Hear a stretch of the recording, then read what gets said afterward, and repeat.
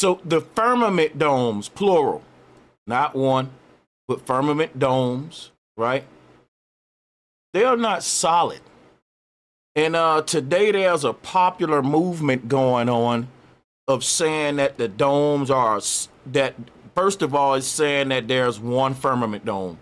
And then what's also taught is that this one firmament dome is a solid structure. Today, I'm going to blow all that out the water, and I'm going to come with scientific proof and biblical proof to support my ideology here. So I know everyone thinks that there's one firmament dome and that one firmament dome is solid. But after the day, I'm going to get you to think of your nature, of the nature of reality from a whole nother angle, and it's an ancient angle. The ancient people never said that there was one firmament dome and that one dome was solid. What they said was that there were many domes and that these domes aren't solid. They are a state of matter that's beyond solid, liquid, and gas. And that state of matter, I'm going to break down to you guys the nature of these domes. And today you're going to leave with a better understanding of what the netters, the ethers, these firmament domes are, plural, is many of them. Shout out to Stationary Earth being the first one to contribute to today's stream, and salutes to all of our channel members. Today's live stream, we're going to dive into biblical, and not just biblical, but ancient cosmology. We're going to do some syncretism. I know y'all like to do that with sacred geometry and all that. We're going to look at a couple of videos because we got to discuss the science of what I'm about to say. And then we're going to sync the science with the, of course, we're going to sync that science with our biblical interpretations, because the ancient people were dealing with science, but they weren't speaking in a normal scientific term that we use. The ancient people were very spiritual, so they had a different terminology to explain reality, and it wasn't scientific jargon. It was a spiritual language that allowed the idea for the spiritual unseen world to have a scientific explanation. Modern physics is the foundation of all science, and just the word physics itself don't exclude any spiritual matters. What we call physics is just to trap us into what I call the Holy Trinity, because what people don't know is the Father, Son, and Holy Ghost. When we deal with these archetypes in these books, we're speaking advanced science about the cosmos, but the Father, Son, Holy Ghost is solid, liquid, and gas. Solid, liquid, and gas are the main three states of matter that keeps humans stuck in the matrix, meaning we don't know anything other than solid, liquid, and gas. So we develop our whole understanding based upon what we don't know, right? Which is anything other than solid, liquid, gas. And because that's the Holy Trinity of human consciousness in this realm, what we do is we base all of our understanding off that Holy Trinity, and that leads into some called physics. Physics is supposed to be the foundation of us negotiating and understanding the physical realm around us, and it doesn't allow for any explanations about the non-physical realm. The truth is that there's nothing physical at all about reality, and I'll explain that in a minute. But the truth is that there is the unseen world and the seen world, or what we call the material world and the spiritual world. Physics only allow us to be concerned with the material aspect of our reality, which is 1% of all the matter in the universe. The rest is this unseen world. And this is what books like this come in to explain if you know how to interpret it. So that's why we'll share with you some of the ways that the Bible back me up and what I'm about to share with y'all today. So we often see videos that talk about the firmament dome as one solid structure, as I said, but according to the ancestors, right, and the earliest cosmological conceptions, there are actually several firmament domes. They serve as barriers, but they are not solid. In today's stream, I'm going to break down the nature of these domes, since I got you guessing now, because I know you're like, they're not solid. Solid, liquid, and gas are three states of matter that we know in our so-called physical realm, which ain't so physical. Again, we'll go into that. But there's another state of matter that a guy by the name of Sir William Crookes discovered. He didn't discover it, he rediscovered in our time. That's called radiant matter, or what we call plasma. And plasma is the nature of these firmament domes, but we just can't give you one word like plasma and think that that's going to give you the nature of these things. There are far more going on than that. So let's hop right into it, but just understand that I will be breaking down the nature of these domes and explaining why nothing physical, right, can pass through these, or why they say we can't make it through the so-called Van Allen belts. Yes, the Van Allen belts are the firmament domes. Now let's hop right into this thing and let's talk about something right off the bat. The way we understand, first of all, let's go all the way back to Tartaria. And let's start with my co-host messing with me. So let's start with Tartaria, right? Tartaria represent a point of history in the near past where humans had reached the height of technology. And then we ended up having what's called a reset. Now, another term for the word reset in a lot of cultures is a great flood. There have been several resets on the earth only when we reach the height of technology. And that's because the height of technology is when man start to understand the nature of his reality as a holographic simulation. And he knows now he start getting into time travel, astral projection. This is very important. Stay with me, because we're going to talk about the early space programs in NASA right now before we go deep. This is important. So listen, in the near past, when we were very advanced, we were only advanced because our understanding of the cosmos and all that stuff. Now, in the near past, in advanced empires like Tartaria, which is a good one to go to in the last reset here, we had uncovered the knowledge of how to lead the earth. Now, in order to understand how this knowledge was hidden, we got to talk about this scam that they ran on everybody. And in order to understand that scam, we're going to talk about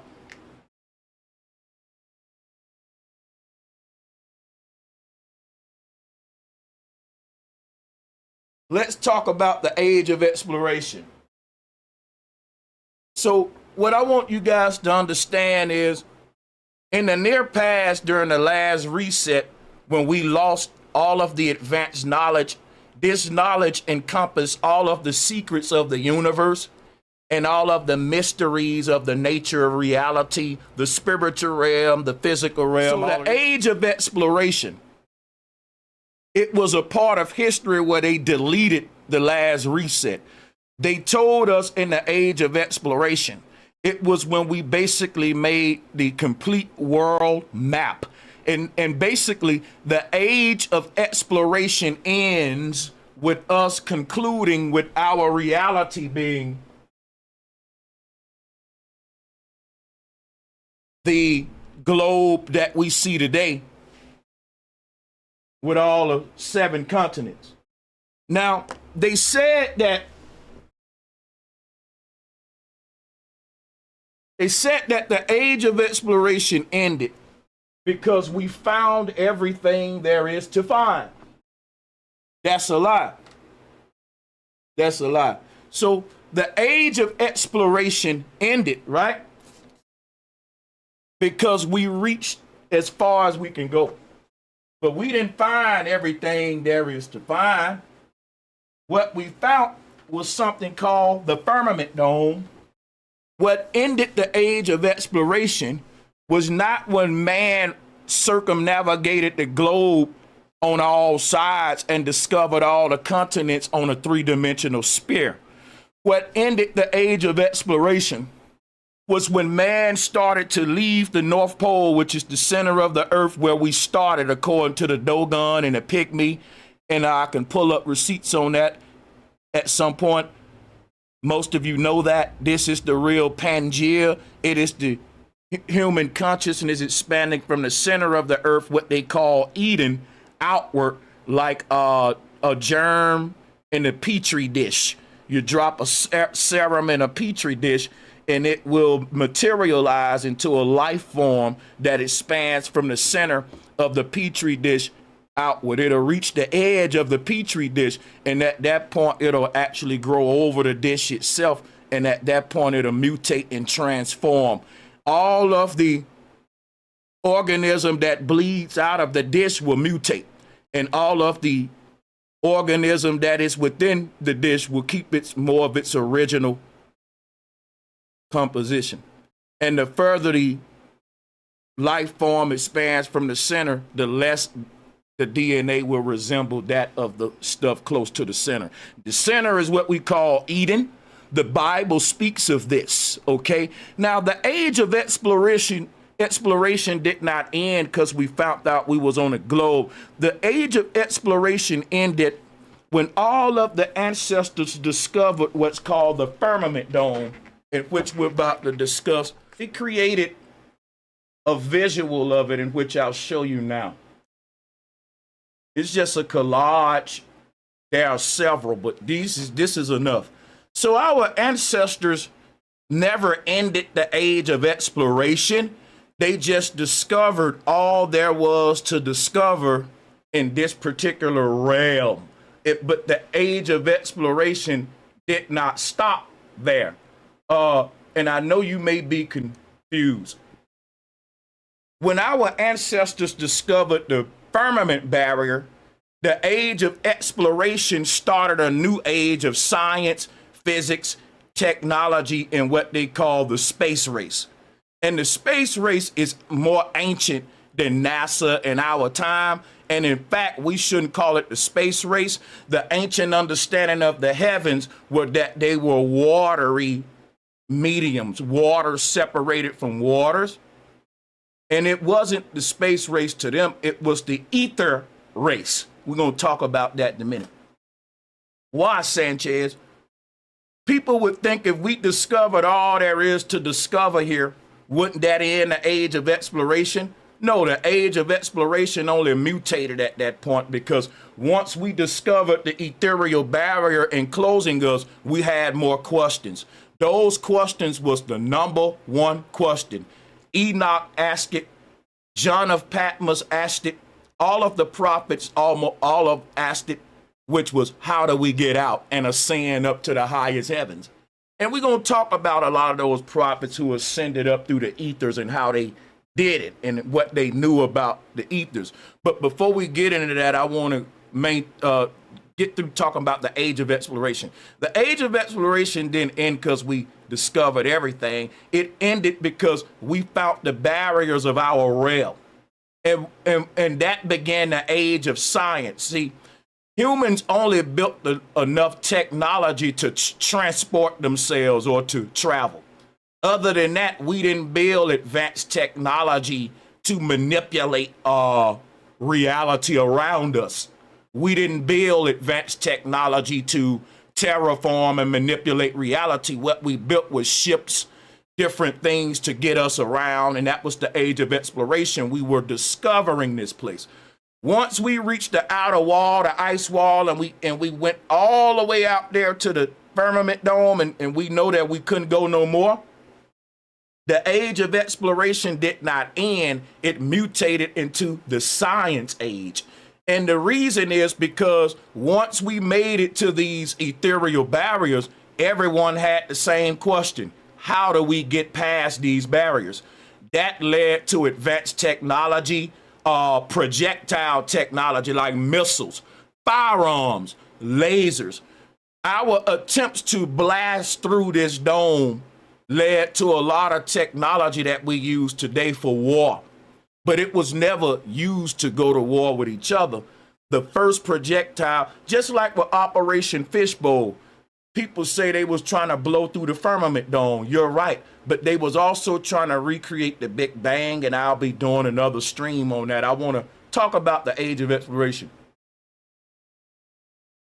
Everyone scratched their head. How do we get past these barriers? And it separated the world into two groups.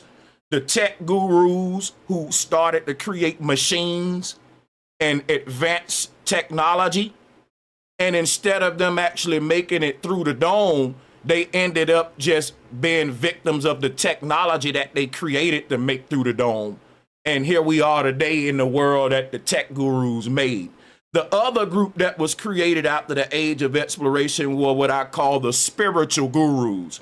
These were the people that said the only way we can get out of this dome is through a moral system, a spiritual code of awakening, ascension, and enlightenment, and all of that stuff. So the age of exploration, it never ended. It mutated into a race between two groups to get off the earth, and by two different means that we call good and evil.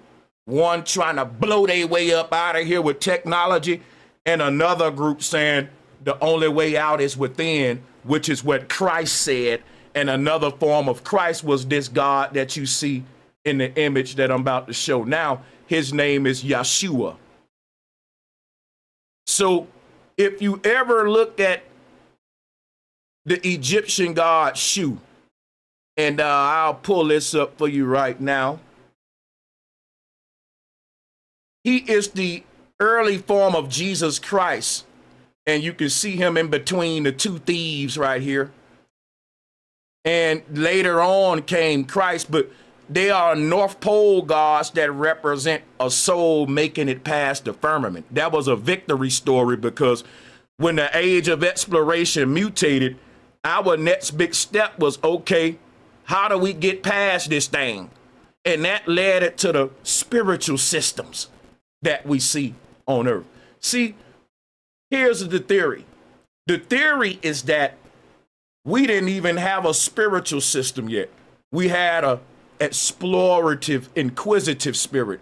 In other words, we had the spirit of inquisition, which leads one on a quest that led us out of Eden into the age of exploration. Once we found the barrier beyond the ice wall, that mutated and led us into the space age, or basically the ascension age of which group is going to make it out of the earth. Because again, one group want to go physical technology, use machines. One group want to go within, like the god Shu represented in the Egyptian, which is the early teachings of Christ, saying to save yourselves. Salvation was trying to teach everyone a way to escape this place, or penetrate the barriers. So I want you to understand that this God was an ark god, and later there was another archetype created by the church. His name was Noah. And Noah represent another reset, a great flood point where we created another parallel reality yet to free our souls from. And the early knowledge of salvation, what was Noah telling everybody? Save yourself. Noah was another form of Jesus Christ. Before Christ, there were many people teaching the knowledge of salvation, but when Christ came, Christ told people, just believe in me. But that's the false teaching. The original, let me get a mic check, everyone. Drop a 1 if y'all can hear me good. So the first one that was telling, drop a 1 if y'all can hear me good. So Noah was telling everybody, save yourself. He was a form of Christ coming to give the knowledge of salvation, or to tell the world, save yourself. But then nobody listened, just like they didn't listen with Christ. So These are the same archetypes. These are the same archetypes, Noah. And I'm going to give you a few of them today. I made a list, but I don't want to get ahead of myself. So understand that Yeshua is Shu or Yeshua, Jesus Christ. And this is a form of Jesus Christ. And all of the Freemasons and Kemetic priesthoods will tell you Christianity started in Egypt, so none of them can deny this teaching right here. That's right. They say that Christianity started in Egypt, and they're right. The knowledge of salvation, of how to get out the simulation or go beyond the firmament dome, is right here with the god Shu. And if you have a problem understanding the symbolism, I'll give you another one, which predates Noah. We're talking about a god that used the ark. He used the ark to save himself from a flood. The flood represents the world around you, people. The great flood ain't talking about what y'all thinking. It's right here. Look, the great flood represent the ripple effect or the solar system, time, chronos being created. Here is what the great flood represent. Let's show it to you. We're going to go through all of these. I'm just going a little rundown now. But here is what the great flood is. There were several breaches, which see, this thing right here represent what the Bible means by God separating the waters from the waters. The creation story is still being told through Noah because there are many earths being created. All right. Eden was the first earth. And then there were several earths created after that. Noah represent another flood where we created a whole nother parallel reality. And it started, and we reset the earth again with one man and his family. That's going to happen again, another reset. And there's going to be a new earth born out of the old earth. And the old earth never went nowhere.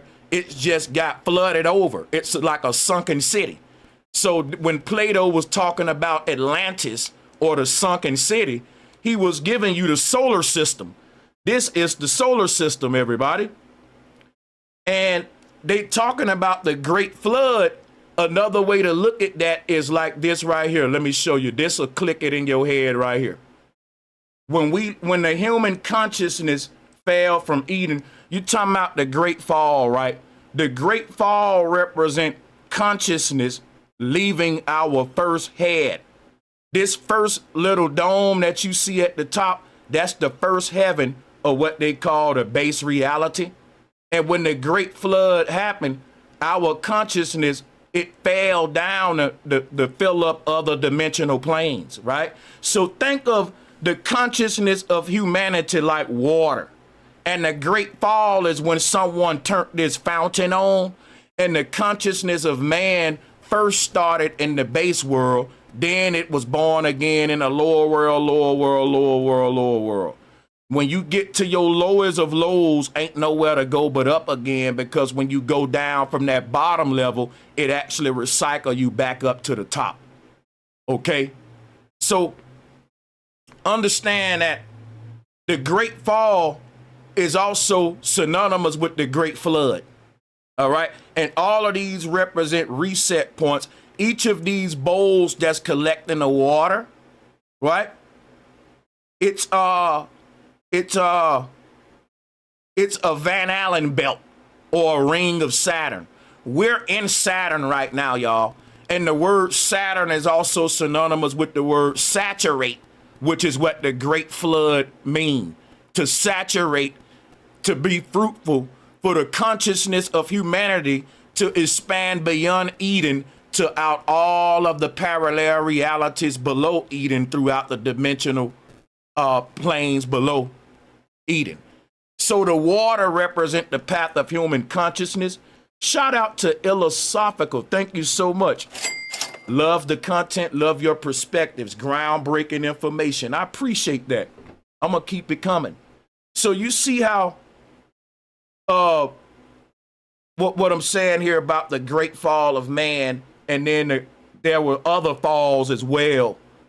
and then we get all the way to the lower realm. Now, let me talk about something about the nature of these realms, right? You know that the water that's collected at the top bowl is going to be the cleanest. Like, if you wanted to drink from this fountain, then the best place to drink at would be from the very top where the water first coming out at. It's the cleanest. This is a filtering system, right? Because there's going to be a lot of debris that collects in the top bowl and even more debris that collects in the second bowl. And guess what? The bigger the bowl, the more filth it's going to collect in the bottom, causing each fountain's bowl to have a slightly different tint of water. Not all of the water ain't going to be the same color. So it's going to be the clearest at the top, and then the water going to start shading into different dirty colors as you go down. And that's what this pyramid, this solar system is. The base reality is the purest, cleanest reality. It's represented by a clear color. It is void of any color. When you start putting color, you're diluting the base reality, adding a filter over it. And another way to think of it is like looking at me through a gradient filter versus a clear filter. Watch this. If you put this over your eyes, it will dilute your image of reality, and you won't see what? Clearly. You won't see clearly because you got a color gradient, and the only thing that won't be a color would be the clear gradient. Clear is the lack of color, which means the lack of Saturn, the lack of the prism spectrum of light that Saturn created with the chakra system. This is what they call in the devil right here, the color spectrum. And we're trying to get back to clear. And clear is the highest heaven. It's the top,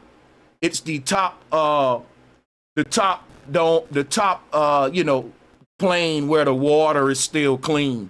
If you put more buckets down there and make them even bigger, the lower you go, the dirtier that water will get, man. Because it's gonna, the more filth that can be collected in the bowl, the more it will taint or brine or give the water a little gradient. It won't be clear. So it's a filtering system. The lower we go, the more filth, the less clear reality is. It's like looking through a gradient. You can't see clearly. So the base reality is the only reality where we can actually see clear and see reality for what it is and see the truth based upon what I'm showing you here. And this is what Plato taught. So we're just beginning here, and we can see prophets ascending up to the base reality, stripping through the veils or the gradients. And what I like so much about this ancient Christian artwork here, it shows you the ethereal barriers are like watery. In fact, let's watch this commercial, because this whole artwork that I'm showing you here, the Hennessy people put this in a commercial, but this is an ancient concept of breaking through the waters above. That's why I'm telling you that the waters above us isn't solid.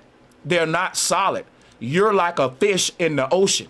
And if a fish swim up to the surface of the ocean, that's like us trying to break through the firmament dome. Now, guess what happens, right? When a fish in the ocean swim all the way up to the top, it's going to be pushed back down again. Because the way that the fish body is made, the way that it's hollow, it's like if you get see, the thing about the fish in the water, why the fish gonna keep going back down, it can't escape the medium that it's built for. That's another way to put it. So the fish may go to the top, but he ain't gonna go no further.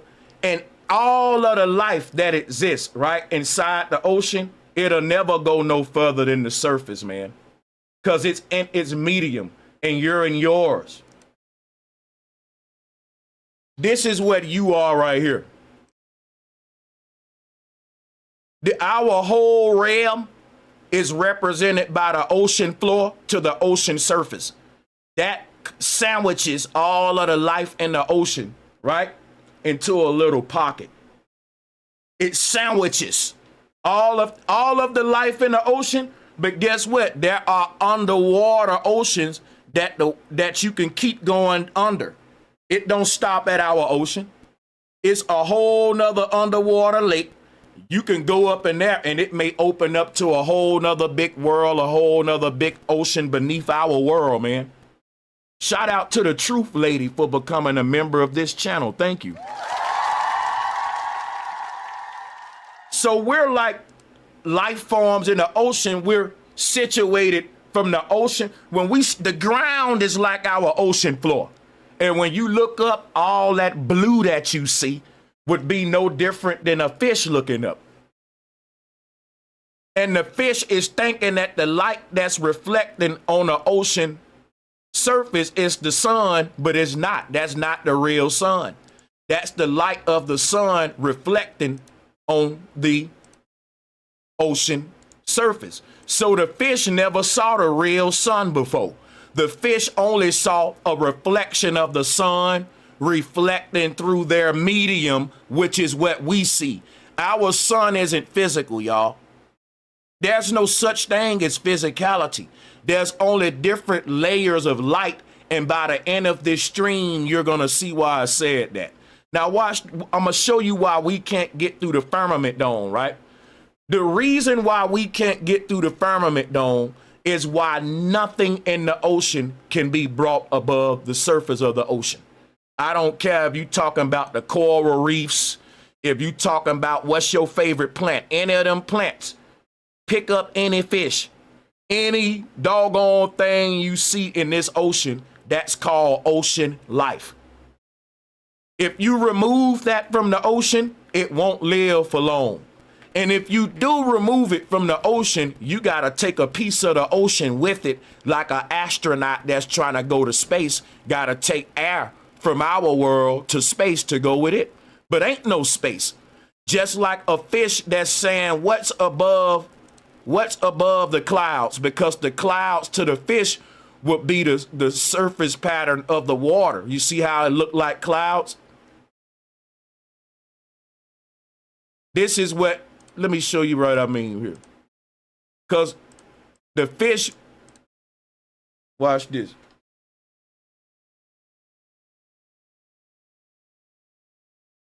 Clouds to the fish, if you look at the surface of the ocean water, it's got this rigid little pattern like cloud texture. You know, when the fish look up, it's seeing a blue sky with this cloud like white. You see how if you zoom in on this, you can't tell no difference between this. Let me see if I can zoom in and fuck with y'all third eye a little bit. Let me see.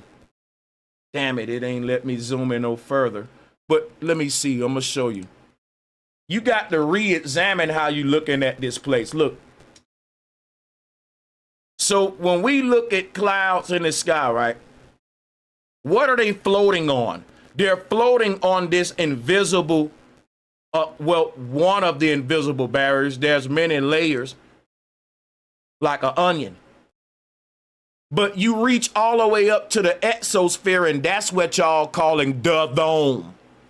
But as you travel up, there are different dimensional planes of gases settling in their layer based on the law of density. Shout out to Sally McDermott. I appreciate you too. Thank you. But what I want to do, I want to give you another way of looking at this place by zooming in on some clouds real quick. When a fish is in the ocean, it's looking up. It's saying exactly what you see.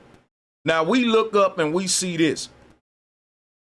We go outside, we look up and see this. Now the ancestors talked about the waters above, and you ain't understanding why the sky blue. So check this out. When a fish look up and think about what I'm telling you, the fish, right? When it looks up, it can see these things that appear to be clouds in its blue sky. You see, these little white little specks is just a reflection of sunlight. But what I'm telling you is it's the same science they try to give you with the globe and what the ancestors are giving you with the sky being in its expanse. So even if you look at clouds at night under moonlight, if you was a fish in the ocean at nighttime, you will look up and you will have this same pattern, but it will be darker blue water instead of this light blue, just like us looking at clouds at nighttime. But we ain't looking at clouds. We're looking at underwater. But that can be seen. This is how the ancestors looked at this reality like water separated from waters, right? But the thing about this, you can have all of these dimensional planes like the one that we exist in, the one above the clouds, and then it just keep having these different layers of, and then you reach this last layer where you're finally out of our terrarium, right? It's 7 terrariums inside of each other. And each of these terrariums is filled up with its own. So if you can take this image right here, let me go back to this one. Now take this image and draw little lines between starting from the ground, and then just start drawing lines all the way up till you get to this next water surface. And that represent the layers of our atmosphere. So we got like the stratosphere, the mesosphere, we got all of these layers of our Earth atmosphere before you get to another world, right? And that would be like you leaving the ground right here, going up. And what you know in the ocean is it's the same laws, y'all, because in the ocean, right? In the ocean, there are different dimensional currents that separate life forms. So the ocean ain't just one big body of water with everything. No, it's very separated. And that's why I'm finna explain about the ethers, right? We finna go deep on what the ethers are now. Now that we looking at this. These are weather barriers. They are like underwater currents that separate different oceans. So, matter of fact, here go a video that's gonna break down what I'm saying about these different barriers. And after this video, I'm gonna play the Hennessy commercial so you can see it from a different perspective. Let's play this real quick. There are lines in the ocean that animals cannot cross. Sea lions are one of the most puzzling examples. They're found in every ocean of the world, except the North Atlantic. This is bizarre because the North Atlantic is ideal for sea lions. The temperature is right, there's an abundance of their preferred prey. Other pinnipeds like harbor seals thrive in these waters. But for some reason, sea lions have never been able to cross the tropical Atlantic. It's easy to look at the ocean and see it as one big body of water where animals just roam freely. But that could not be further from the truth. In reality, the ocean is a patchwork of diverse aquatic environments separated by marine barriers. These barriers divide the ocean into 30 distinct biogeographic realms. This is what the ethers do on a cosmic level. So people, before I play anymore, I want to break some down to you. Our ancestors was like, you know what? I like to show y'all stuff when I talk. Let's look at this. Our ancestors, what ended the age of exploration, put it like this, right? Look at where these two oceans meet. Now, what about when all of the fish on the green side make it to the blue barrier? They gonna stop. Their age of exploration gonna end. See, the green ocean over there is huge, but it has its boundaries like a continent. And just like man-made barriers or state lines or whatever, but the thing is deeper than that, because the fish on the green side can't go to the blue side because they'll die. They're literally tailor-made for the water they're in, for the medium they're in, which is why we can't go through the Van Allen belts. When I say we, I'm talking about your body. The space program is a lie, y'all. We cannot physically leave the earth. We can only do it through spiritual ascension or transforming ourselves. Or if a fish on the green side mutate and and start growing a third fin and a fourth gill, and now it can swim over to the blue side. That's what happens when you die. When you die, your soul literally has the technology to allow you to cross over to the higher ocean that's above this ocean that we're in. Just like these two oceans that won't mix. When we try to go up to the firmament dome, guess what? We meet a whole nother ocean, y'all. Just like them fish. We can't go no further because everything in our water is created for our water. You can't take nothing out of our water and cross it over because it would immediately disappear. Now watch this, why I say disappear. Our world ain't physical. These different layers that I'm showing you, they represent layers of luminosity. This is how light shines. Now let me go to the board and show you what I mean. When you start on a light source, which is when we became conscious and created this world, this is what Polaris is, the first spark of consciousness. Point of singularity, that's Polaris. This Eden.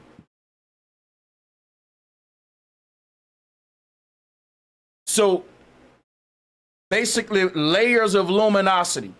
This would be the source of light, because when you talk about luminosity layers, they're created by a light source. Light projects in a triangle. This is how light projects. But this is the light source.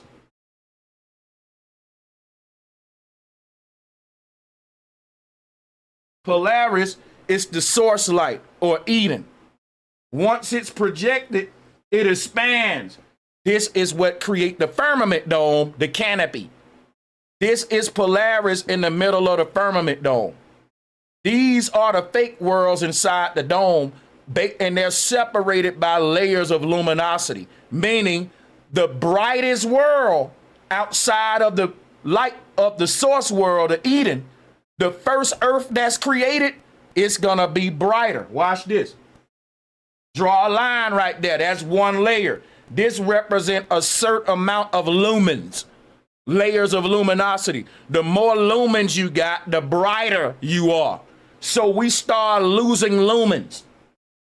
When we drop down this pyramid, it get dimmer and darker. The more light expands, the more it loses its brightness. So the lower you go, you going into hell, into darkness. And these worlds are like shadowy distortions of the real world. You get me? They're like shadowy distortions of Polaris, the lower you go. It's a layering system of, you exist in each one of these layers.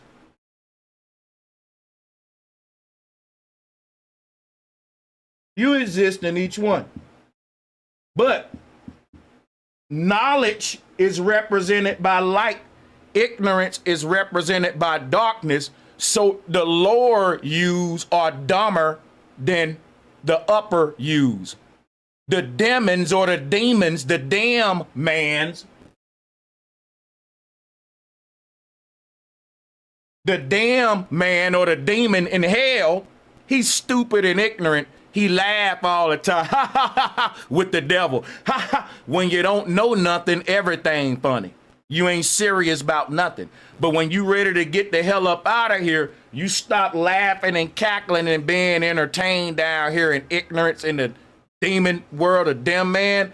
You rise up bright as light. But the age of exploration never ended. It's continuing now with our spiritual ascension. We are the ancient explorers that reached the barrier, and we are being born and again now to remember where we left off in the age of exploration. We was telling everybody, once we met that barrier, the only way out is a spiritual system. Some of us adopted that system. Some of us adopted technology to cheat.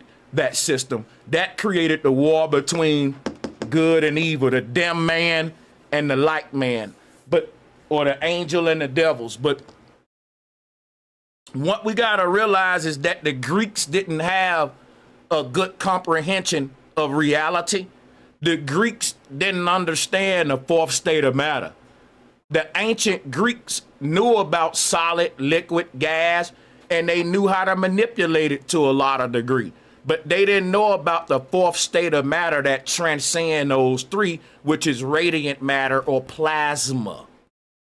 So the Greeks were masters at what we call the material world. So were the Egyptians and a lot of more people. We've built systems based upon us mastering solid, liquid, and gas, but the most advanced utopias on Earth was built upon man mastering radiant matter, which is the unseen realm that governs the seen. So we haven't built the spiritual kingdom, which would be heaven on earth. We did before, but when that is not present, by default, hell on earth is what we experience, and that can be said for what we are experiencing now. So let me see. Now we got to go back to the video and show y'all, right, why just like two oceans won't mix, and the fish from one ocean can't just go to the other side. It's a death sentence, right? And it's because everything in their ocean is made for their ocean. All of the states of matter, all of the elements and plant forms, I mean everything that's in their side of their ocean, it's tailor-made for that, and it can't work in no other condition. So nothing from this side can go to the other, not just a fish, a plant can't go, right? Even the waves that's created on the green side won't even cross over to the blue side. Ain't that something? Think about what I'm telling you. The ocean on the right side got a certain speed and certain size waves that it make. And the ocean on the blue side got its own style waves and its way that it frequently make them and all that. And that line represent where two different systems are separated. And if you go up above the earth, you will see another line just like that separating our world from other earths. So the universe is this big interconnected infinite expanse with a bunch of different pockets of life living in their own frequency bandwidths and dimensional sectors based upon states of matter and levels of consciousness represented by layers of luminosity. You can rewind the video and slow it down. Realms. An average of 42% of marine species are unique to a specific biogeographic realm, meaning they're not found anywhere else in the world. Because of this, Europeans didn't know sea lions even existed. So you cannot find a human being anywhere else but this realm. Just like if I take you back to these two oceans, right? It is certain fish that's in the green side that you can't find nowhere else in the world. And there's certain fish in the blue side that won't manifest nowhere else on earth. Everywhere on earth is being saturated with a certain frequency that's coming from a certain magnetic ley line, and everything within that frequency will mutate to a organism that resembles that frequency. And these frequencies exist side by side each other like different states and different county lines. You can hop from one frequency to another just crossing the line, man. You in a whole nother world. And this is what we gotta watch the Hennessy commercial to show you what I mean.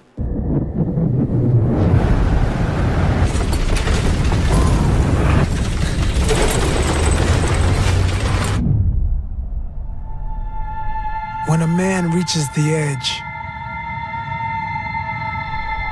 after he goes as far as any man can possibly go,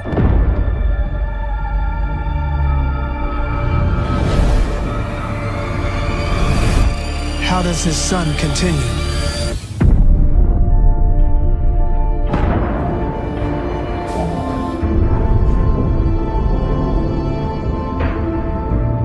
So the deep thing about this Hennessy commercial, right, is when you talk about August Picard reaching the furthest as he can go, and his son picking up the torch, coming behind him, and continuing it, the age of exploration to go as further as he can go.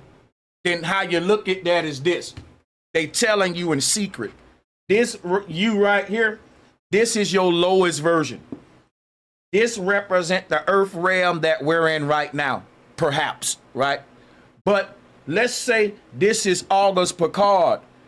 He's gonna live out his lifetime, and his whole lifetime is gonna result in him shifting his consciousness to this level.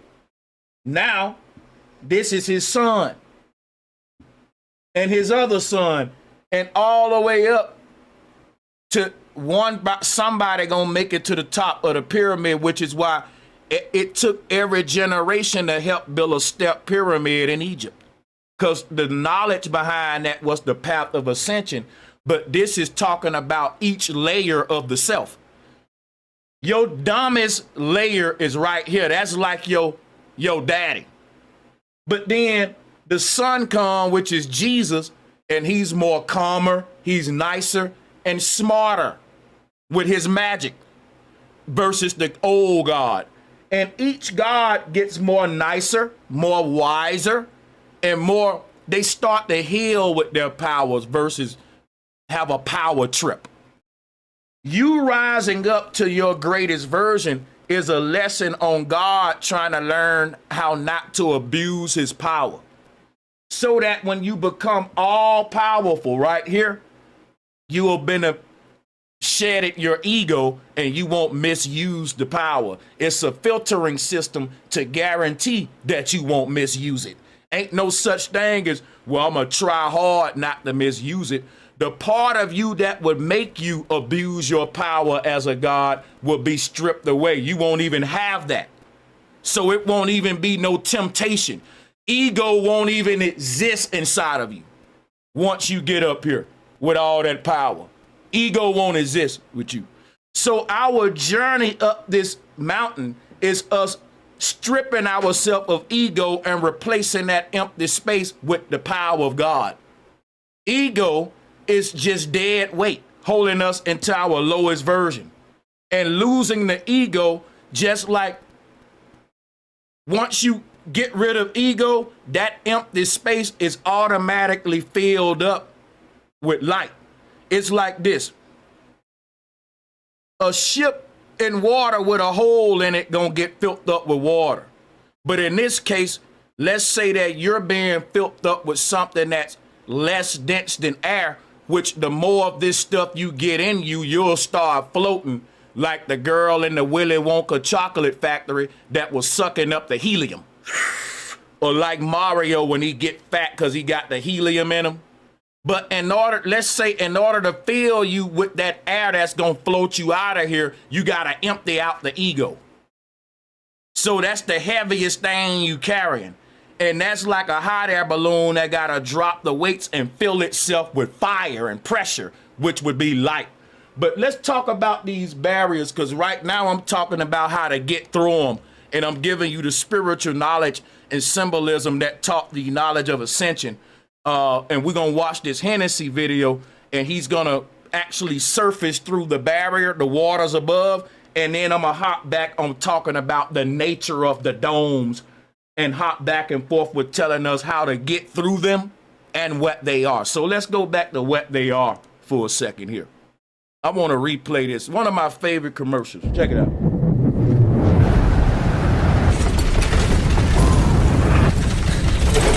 So, and I know I keep pausing it, but it's such symbolism, because when you talk about the sun continuing the journey, the sun ain't Christ, and the sun ain't the S-O-N, it's always the inner light, the S-U-N. August Picard and his bloodline represent the path of ascension of your consciousness, leaving the bottom world, going to the top one. Your consciousness will exit this body and shift to this body and go up here, go up here, go. The only thing that's moving up this ladder is this ball of light right here, not the body. Remember, you can't take nothing from this ocean to the next ocean. Everything in this medium got to stay here. These things are separated with laws, right? And the reason for it is this: if you still don't get it, I'm gonna show you why this is important, right? All of the second grade curriculum is in a second grade classroom. You ain't gonna go in a second grade classroom and find 10th grade books, 9th grade books, 8th grade books. That's a waste of space. This is a second grade classroom, and we barely got enough space for all of our second grade curriculum. So we're gonna fill this stuff up with things of second grade matters. And when you go to the third grade classroom, guess what's in there? Wherever you go is all things that's built for people that's on a third grade level of consciousness. Each of these are classrooms, and you can't take that's cheating. A 10th grader can't come to 5th grade giving out all the answers. And a kindergarten can't go up to 5th grade asking for all the answers. It's a law. Everybody got to learn in their own paradigm, and can't nobody help you, because the knowledge have to be individually learned and understood, and giving someone the answers is robbing them of a learning experience. We're not just going to school to learn. We're going to school to learn how to learn. That's another part we miss about why we separate these barriers to maintain the integrity of every classroom. Makes perfect sense. So if you want to go to another class, then you got to gain the knowledge, right? To go beyond the current class you in. It's just like school. So let's talk about the path of ascension and breaking through these waters above these. The only thing that's able to penetrate these barriers is the ball of light that you see there. No physical body gonna go. Another name, right, for these domes or these Van Allen belts, they're called the heavens. And in the Bible, it said that no flesh and blood can enter heaven. And that's saying that the only way you can go up there is through astral projection. So Jacob is the soul. We're talking about them personifying the soul into an archetype called Jesus Christ, which is why you see Christ on top of Mount Calvary with his arms open. That's Vitruvian man. That's my panther there. Y'all will get it later. You'll see. You'll see. One day it's all gonna click. But check this out. When you're resurfacing through these, is the shirt that I'm wearing, for example, it's no different than, because I want to just show you how simple the symbolism is, right? The MGM lion going through the little circle, the portal, is right here. Enoch raising up. And did I show you that other God breaking through the firmament dome? His name Anu, which means all things are made new again. Anu. A-N-E-W is A-N-U. Every time you raise up through one of those domes, your consciousness enters a new you in a new body. That body of yours that's in that upper dome, it's already built for that medium, just like the fish in their own oceans. So if I ask you, how do a fish get from one side to the other side? I'm finna blow y'all away with my theory right now. And ain't no way to prove this or disprove it, but it's a fire theory. What if every fish on the green side has an equal version of itself on the blue side? What are you saying, Sanchez? We are thinking that the green ocean got different fish than the blue ocean. What if, right? What if for every fish on the green side, it's the same fish on the blue side, but it's another version of itself. And when a fish die in the green side, its consciousness shift to its body that's already swimming around in the blue side. Now, if I'm saying this is what the ancestors said about death and going through the firmament domes, and about human consciousness rising up to get seated in its other body that's already in that ocean that you can't go to now. You pass the baton. I get the light out of me and I throw it over into the other ocean. I already got a body in that ocean that can swim over there. That's mutated for that. What if it's the same for the fish? What if these fish are one interconnected consciousness just like us, y'all? What if this earth is way far more deeper than what the hell we've been taught, and it's the nature of what we're explaining here? And what if when we look at these animals in the ocean, they're just multidimensional creatures like us that have a version of themselves in each ocean? And when they die in one ocean, their consciousness just shift to their other body that's in the other ocean. And a fish in this ocean may meet this barrier and it may say, how do I get to the other side? And another fish may say, you gotta die. You already over there. Just like I'm telling y'all. You already exist in this parallel reality. It's parallel because it's next to ours. It's literally interconnected with ours. If it's true for us, who's to say it ain't true for them fish in the ocean? What if you killing the fish in the green side is just resurrecting it in the blue side? Now listen, remember what I just told y'all? This is layers of luminosity. This is the brightest world all the way to the dimmest world. You exist in each of these worlds. And what I want you to know, nothing is physical. This is what these worlds are. Let me show you. Our universe ain't physical. There's no such thing as physicality. There's such thing as layers of light.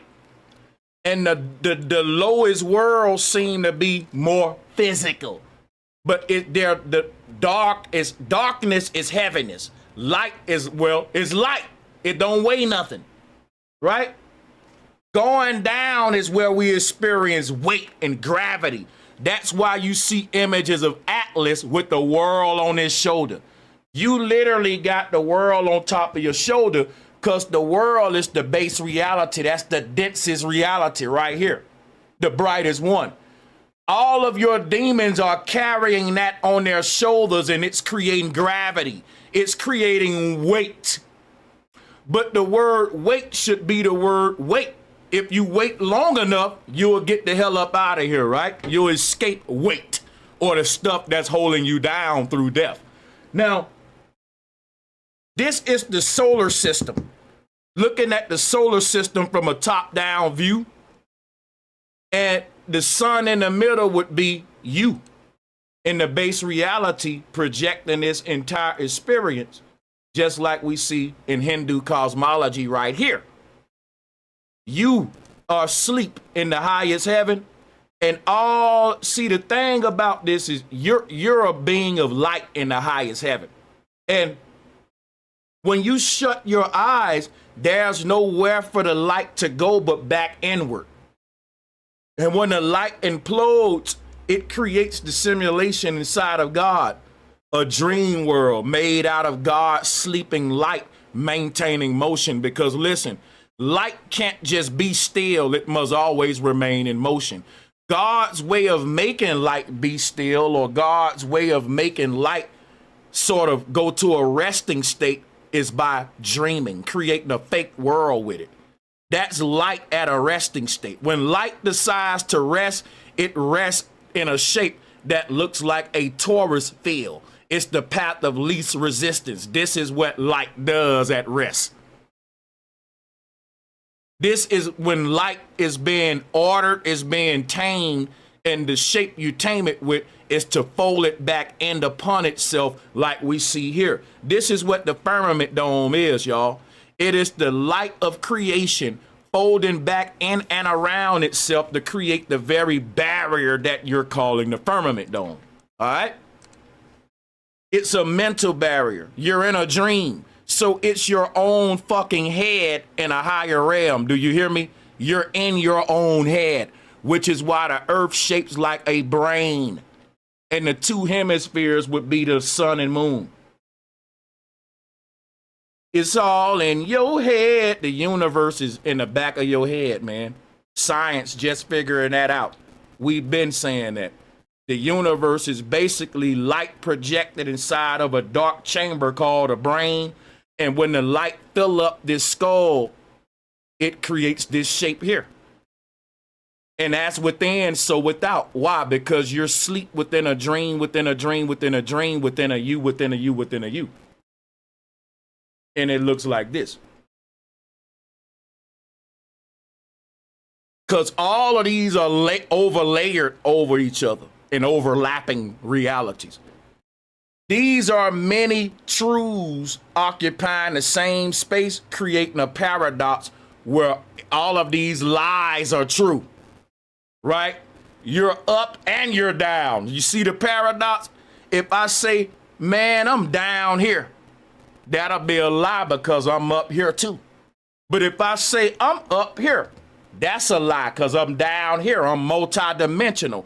My multidimensional presence is what creates the paradox in reality. Same with you. Christ is crease, is split. There's no such thing as solid. The only thing that exists is solar. So what do you mean, Sanchez?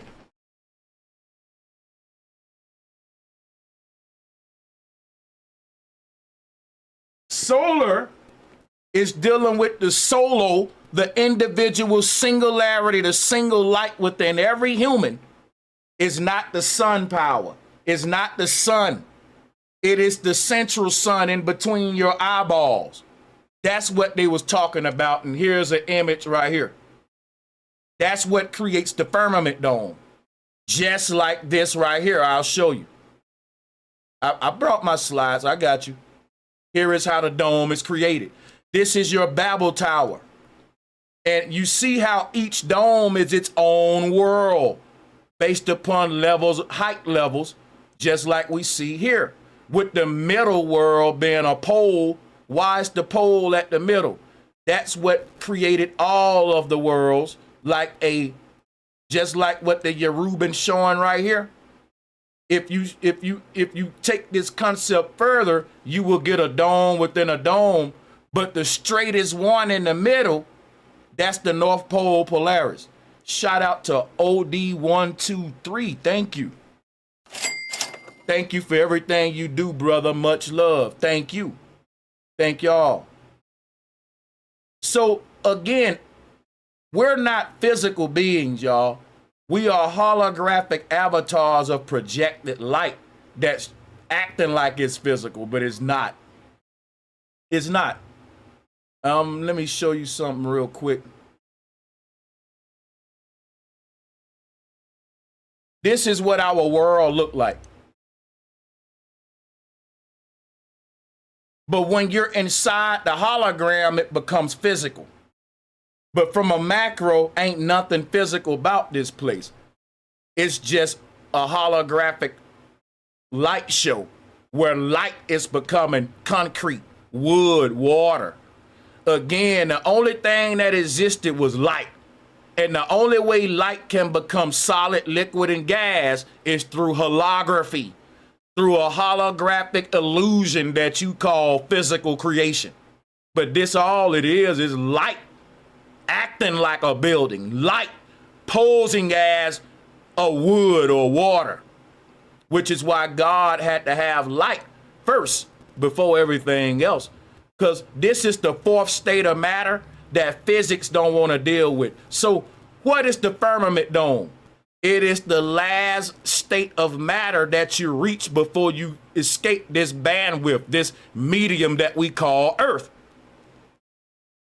And this is why physics don't deal with the fourth state of matter. They deal with the Holy Trinity, Father, Son, Holy Ghost, solid, liquid, gas, right?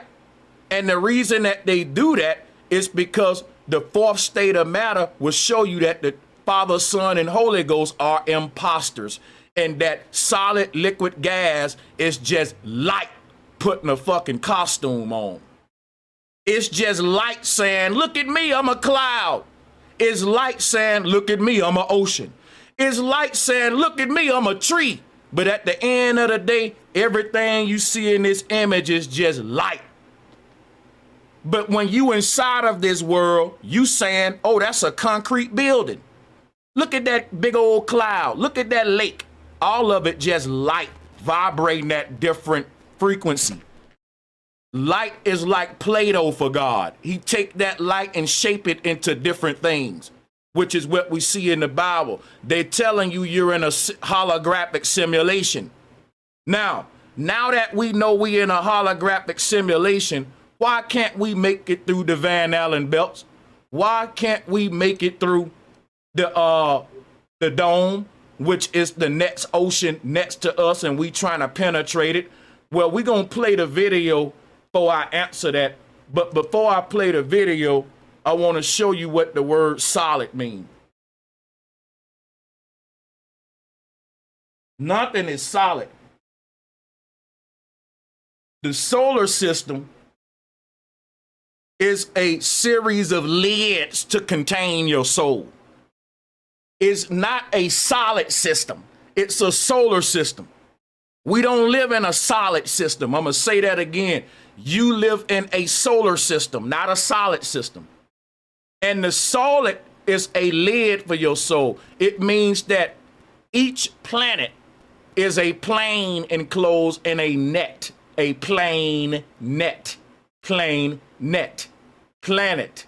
And each of these netted planes is a lid for a certain layer of your consciousness, whether it's a brighter layer of you or a dumb, meaner layer of you. Each of these containers is trapping a layer of your consciousness in each of its respected dimensions based upon which layer of you it is. You, the badass, is trapped down here. You, the good guy, is up here. It's a law of density. But solid is a soul lid. And each of these worlds that they say are solid worlds, if you think of the solar system, every planet is composed of solid, liquid, or gas. But that's the Greeks. The Greeks didn't understand spiritual matter. They didn't understand anything but solid, liquid, and gas. They didn't understand plasma, which is the stuff our spirit is made of. Plasma is the fourth state of matter that goes beyond solid, liquid, and gas. And when we vibrate at that state of matter, we can go beyond the firmament dome, y'all. Your body don't vibrate at that level, which is why you got to die, because the part of you that do vibrate at that level, it can penetrate and break that water surface, which is why they want to cheat death by 2050 and trap a lot of souls in this place. This is what the great floods, plural, there were more than one flood. The great floods represent the creation of the underworlds, the sunken cities, the sunken Atlantis, we exist under an ethereal barrier, y'all. You're in Atlantis right now. They keep talking about we looking for Atlantis. Our ancestors left a lot of knowledge for us to know where we are and what we are. But how did they hide it in plain sight? They changed the narrative around it. And they told you lies about Atlantis. And they said it's a literal sunken place that's somewhere under the ocean, when guess what? Our entire earth is Atlantis, according to Plato. Plato was portraying the damn solar system before NASA. That's what I'm telling y'all. They got a monopoly on how you see reality. And until you see it the ancient way, you ain't getting up out of here, man. That's right. That's the devil trapping your damn soul in ignorance. Knowledge is the only way out. So solid is soul lid. But let's go back and show you some here. I want to actually finish this video because I've been teasing y'all with it.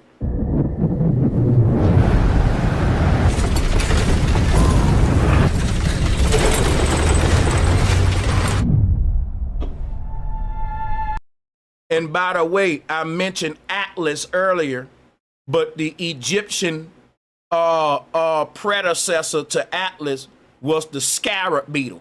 So if you ever look at that scarab beetle, because the Greeks didn't understand. Let me show you about the Greeks real quick before we play that. I know they like, damn, when he gonna play the video? We gonna play it.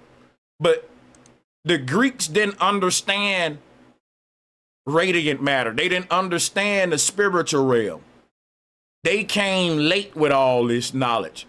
But the Greeks saw this in Egypt. What the Greeks learned from the Egyptians was the nature of the universe and the fourth state of matter, which is ether. And they turned the word ether into Thor, a god with a magnetic hammer, to show you the ether or the Thor that they learned in Egypt. And when the Greeks learned in Egypt, they took this scarab beetle and they turned it into a Greek version called Atlas. Same concept of resurrection, because that's what the dung beetle represent, resurrection. But it all represent you rising up from an underworld to higher dimensional planes, like what I'm sharing with you now. This was the Greeks learning from the Egyptians, but we live in a world that's giving us this old dumb Greek knowledge. That's why y'all believe in a globe, space. You believe what Isaac Newton and the Greeks and them, which were dummies. Sanchez on some deep stuff, because I'm tapping into the esoteric knowledge of the occult and the ancestors, which all the Freemasons and all of them doing.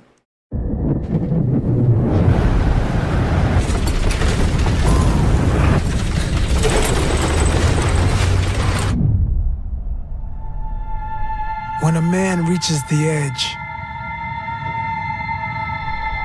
after he goes as far as any man can possibly go,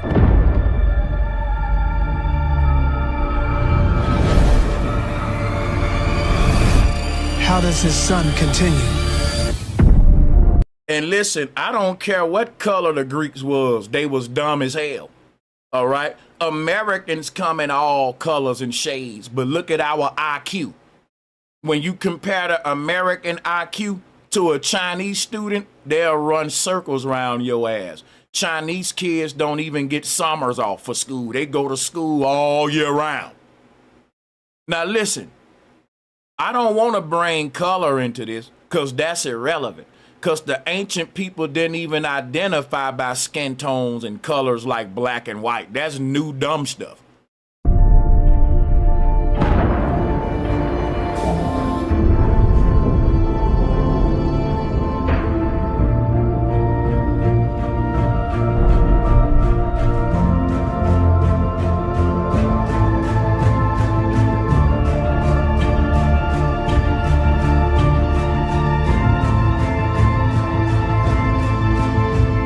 What's your wild rabbit?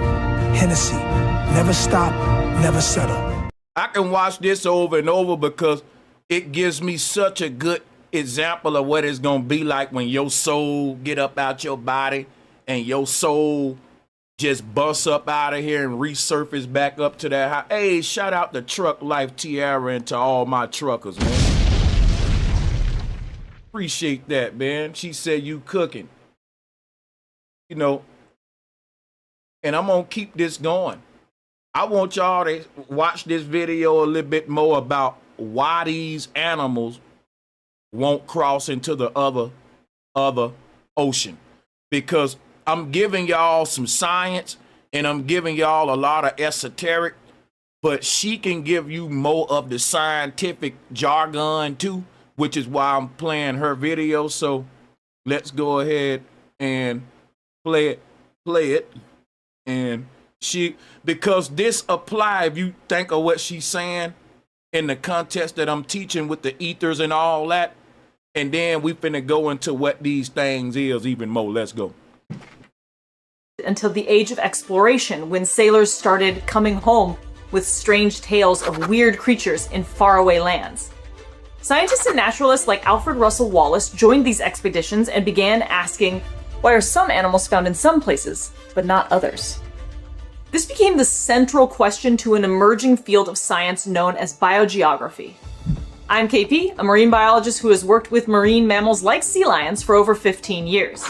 Alfred Wallace is sometimes called the father of biogeography. He noticed something striking when he traveled from Bali to Lombok. These islands are so close that you can see one island from the other, but they're home to completely different animals. He noticed the same boundary between the islands of Borneo and Sulawesi. Even though the water was just a few kilometers wide, there was a clear and dramatic line separating these islands that animals and even birds were unable to cross. This is the Wallace Line. On one side of the line, you find tree kangaroos, Now listen, I'm finna blow y'all away because you hear this, right? But let me play a little more before I come with this because I may be cutting her too soon. melons, and other marsupials, along with the really weird animal. Now y'all get what she's saying. Animals right there, but it's like an invisible line. The animals over here won't even cross over there. Y'all know that there are swarms of birds in the sky, and these birds be flying, and all of a sudden, they just all drop dead out the sky. People have been trying to figure out how is it that a whole flock of birds all of a sudden they flying healthy, then boom, they just die. Just fall out the sky. And here's my theory. Just like the fish in the ocean got these invisible barriers, the sky is an ocean for birds, and it's separated in different oceans that won't mix, and it got invisible barriers. And I think sometime these birds can get lost and shit, and they can breach one of these invisible barriers, and the moment they cross over, they dead. Because guess what'll happen? I'm gonna go back, I'm gonna show y'all why I say that, right? If you got a fish in the ocean that won't mix with the other ocean, soon as that fish swim through that barrier, it's got about 30 seconds, it's dead. It's gonna be dead real soon, within a minute. Now look, if a fish from the green side is swimming too fast or get lost or some kind of way, it just so happened to penetrate and go to that other side, it'll never be able to explore that other side because it'll die. And that's why we can't explore what's beyond our ether. Because the moment we breach that shit, you dead. It's like the little shit they put on the dog, and they make an invisible fence. And if the dog cross it, he get a little sharp little pain. But in this case, if you cross it, you just die. You just drop dead. Now, these birds in the sky may be crossing invisible barriers, and when they cross it, boom, they just die. They just drop dead, and because they was lost, they was off track. You know what I'm saying? And boom, that will explain why all of these birds just dropping out the sky, because if a swarm of fish was to pass over this barrier, the same thing will be true for them. So we understanding what the sky is, what the firmament is, what's separating our world from the next one, what this barrier is. And I'm really trying to throw a lot of stuff at you to make you just get your wheels thinking on how to look at it with this ocean stuff. Now let's go back to the video. Like monotremes, which are mammals that lay eggs, like echidnas and the platypus. These marsupials and monotremes aren't found on the other side of the line. Instead, you find placental mammals like apes, elephants, and big cats. In 1876, Alfred Wallace published The Geographical Distribution of Animals, where he described a system of biogeographic regions that were separated by natural barriers, like the Wallace Line. But these barriers don't line up with the continents, and some regions are more similar than others. North America and Eurasia have very similar species of wolves, bears, and deer, while marsupials are almost exclusively found in South America and Australia. And nobody would know why for over 100 years. Wallace and his contemporaries. Now keep in mind, our ancestors knew why, but they don't want to give them the credit, right? So let's keep doing with the European glorification. Knew the Earth was old, very old. They also knew it changed. They knew that rivers eroded the land to form canyons. Listen, we got to get through the pseudo stuff, y'all, but to make my point. She finna get to my point in a minute. They knew about rising and falling sea levels, the appearance and disappearance of land bridges like Panama, and the discovery of marine fossils in the Andes proved that some mountain ranges were once part of the sea floor. What Wallace and his contemporaries didn't know was plate tectonics. They thought the Okay, we know she's gonna go through a bunch of irrelevant stuff to my point, but let's get through the plate tectonics and let me, because she'll eventually get to the point. the world was static, that the continents had always been in the same place, even though their features changed. The discovery of the mid-Atlantic ridge and continental drift fundamentally changed the way we saw Earth's history. The Wallace Line turned out to be the merging point of four.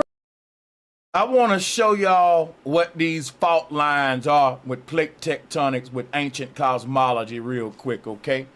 Let's go into that real quick. Sánchez cocinado.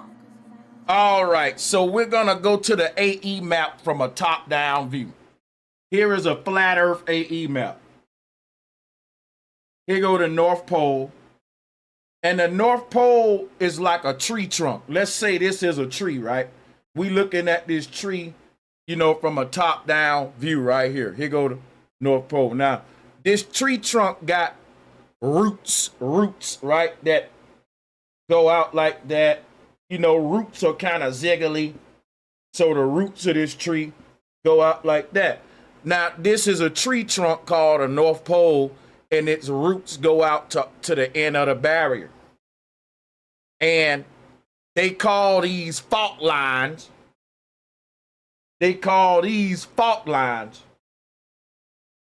But the thing about those fault lines, they are more like frequency boundaries, to where these particular pie slices represent a certain pressure realm. Pressure. The pressure is different in each of these. The laws are slightly different. The time zones are different, just like the two oceans that won't mix exist in two different time zones. Every time you find two oceans that don't mix, it also represents an invisible time zone separation. Did you know that? Anytime two oceans, the boundaries where the oceans meet represent how timelines are created. She's saying this is due to fault lines. I'm saying the fault was the sin of us falling from Eden. That's fault, that's blame, that's guilt. You at fault. The great fall, when we was at fault, it's when all of consciousness, it's left Eden in all directions. That created the roots of what we call the ley lines of hell. These are the magnetic ley lines that grew down from heaven, spread it out like tentacles to create hell, which is the earth realm, the abode of the devil. Hell is beneath the earth. Earth is the base reality. So again, people are saying, if hell is the abode of the devil and it's beneath the earth, how the hell is the devil on the earth? Y'all confusing it. Let me go back and show you the truth. Here go the earth right here. You ain't on earth. You're in a parallel reality or an underworld or an earth-like simulation. You're not on earth right now. Just like Neo thought he was on earth, Neo was in a simulated earth, a fake computer program. Quit calling this place earth. You ain't saw earth. You're trying to make it back to earth. Earth is the base reality that we left. And after that, we've been into a lot of earth-like matrices. This is one of them. So when you understand that this is earth, you will understand that this is hell. This Babel Tower is hell. This what we're calling hell which is the abode of the devil and what? The damn man, the demons. Hell is beneath the earth, but you're in hell. That's why the devil is right here with you. You already beneath the earth. When the ancestors were saying that hell is beneath the earth, earth is the name of the base reality. Why you think they call it Mother Earth? Mother Earth because why? She gave birth to all these underworlds. Any other earth that exists, it was born from the mothership. Earth is a mother.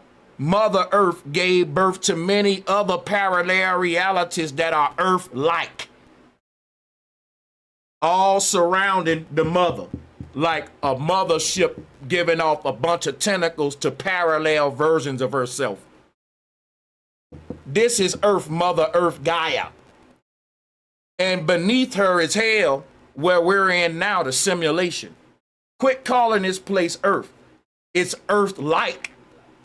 It's Earth-like. But let's finish showing you what separates these waters from the waters. Saw Earth's history. The Wallace Line turned out to be the merging point of 4 major tectonic plates, which created a deep water channel separating the biogeographic realms. The current in this channel is so swift and powerful, scuba divers need to hold onto a line in order to not be swept away. This deep channel stayed submerged. All right, bingo. She just hit it on the head. Now let's talk about it. What separate these fishes in the ocean? What keep certain species in this little pocket of reality, and it's gonna always be there, and it ain't gonna never go to this area? Well, let me show you why, right? Did you hear what the lady said? Under the ocean are these invisible water currents. You can't see them, but you can feel them if you're scuba diving. There are invisible waves under the water, underwater currents. Water flowing on dimensional planes. Water ain't always the same. It's different kinds of water that make up the ocean. So you got these different the ocean ain't just one big body of water. It's a bunch of different densities of different water types connected together, making a network. And let's just single out a portion of the ocean. Here go the ocean floor, here go the surface. In between all of this space are different currents.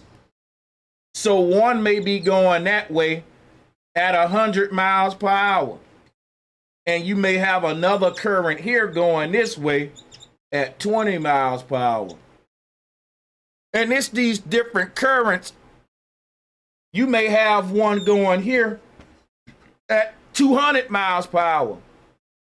And so there are certain fish that exist here that ain't gonna be able to go up here. Why? Because they're built at a certain way to where their little body is limited to this 20 mile per hour pocket. So let's say you're a little fish. You live in a certain part of the ocean where your current is like 100 miles per hour. And you need the water to flow at that rate for you to breathe right, to pass through your gills right, for everything you do. But for your biology to work right, the fish at 100 miles per hour in that water, their body have adapted to this like a fucking human in the earth. This fish can't just all of a sudden say, you know what, I want to move and go live over here where the water is 10 miles per hour. It's built, it's like these underwater currents are like barriers. And it's so crazy that the fish would be scared to even pass this because it feels a change in medium. You get what I'm saying? So let's put another layer right here. Let's say this one go 500 miles per hour. And this all I know. I'm gonna put myself right here. I'm a fish. I'm a fish.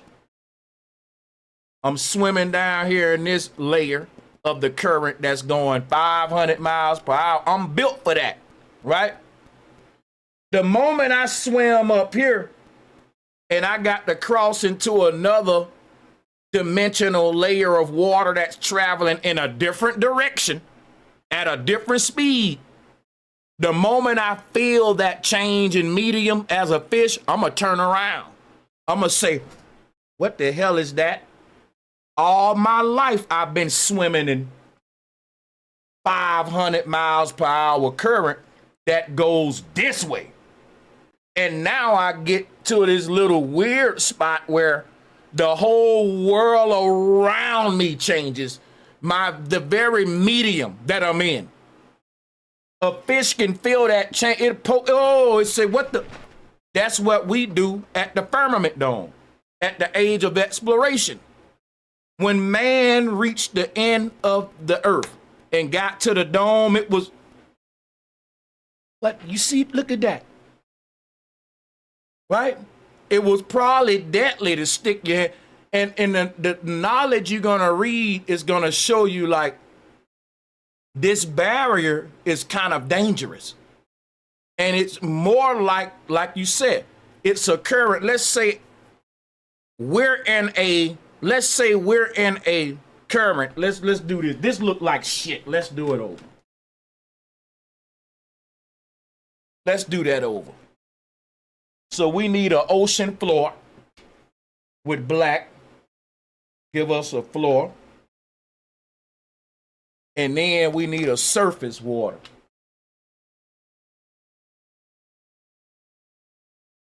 All right, all this space in between is different currents. So we got a current right here. That's one, and some of them can be thicker than other ones, like the Van Allen belts. This one can be this thick. You can have a section this big, and this shit can be like 50 miles per hour, something like. You can have a bottom current down here that's like 200 miles per hour on top of each other.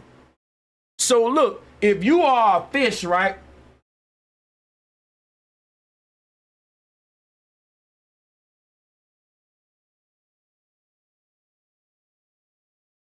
Watch this. If you a fish, that's an ugly fish. Let's do him over real quick.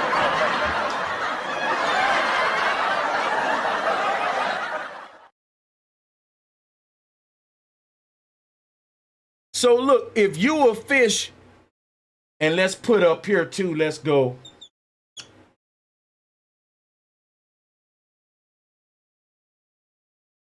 So look,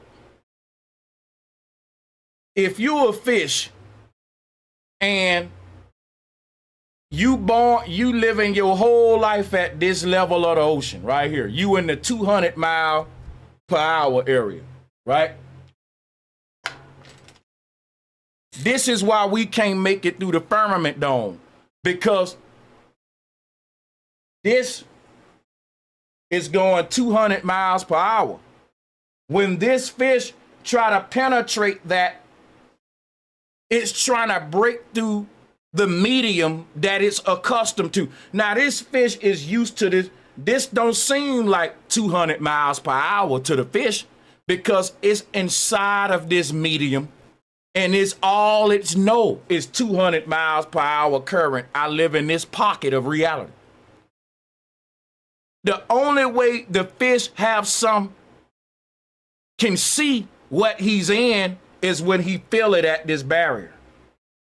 The fish literally reaches a barrier where it feels the current that of the medium it's in. Like a fish inside of a river trying to go up through the top of and break the surface of the river. The water up there moving fast, man. Think about at a white water rapid in a river. That water going so fast, man, hundreds of miles per hour water. It'll break your bones and push you up against a rock. A fish can't penetrate and break their head through that surface of that water. All the fish in that river are stuck at the bottom of the river. Because check this out. Let's say right here, right?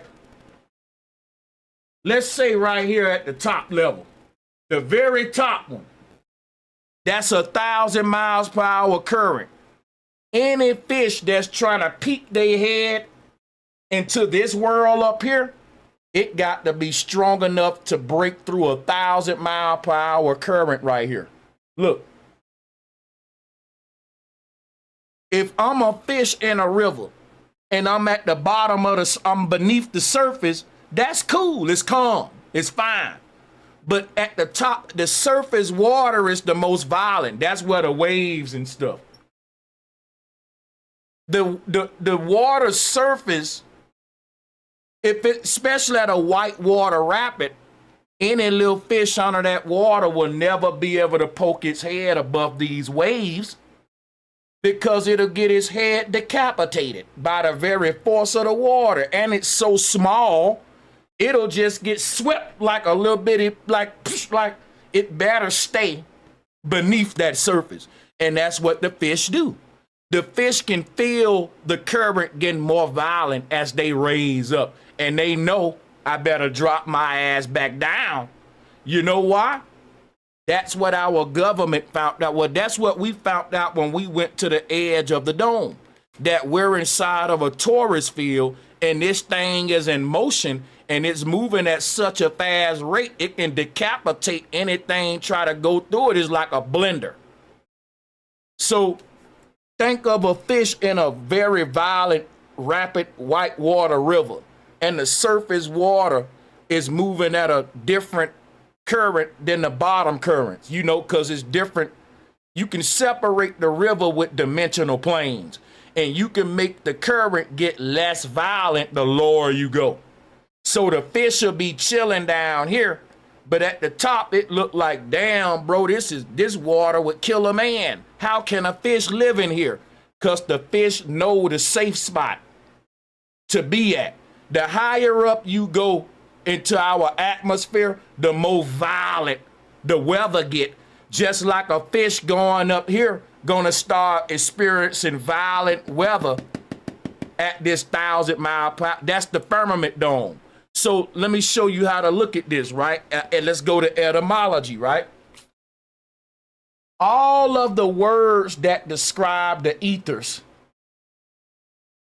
have the word ether in it, but no one paying attention. Now, here's another way to write ether.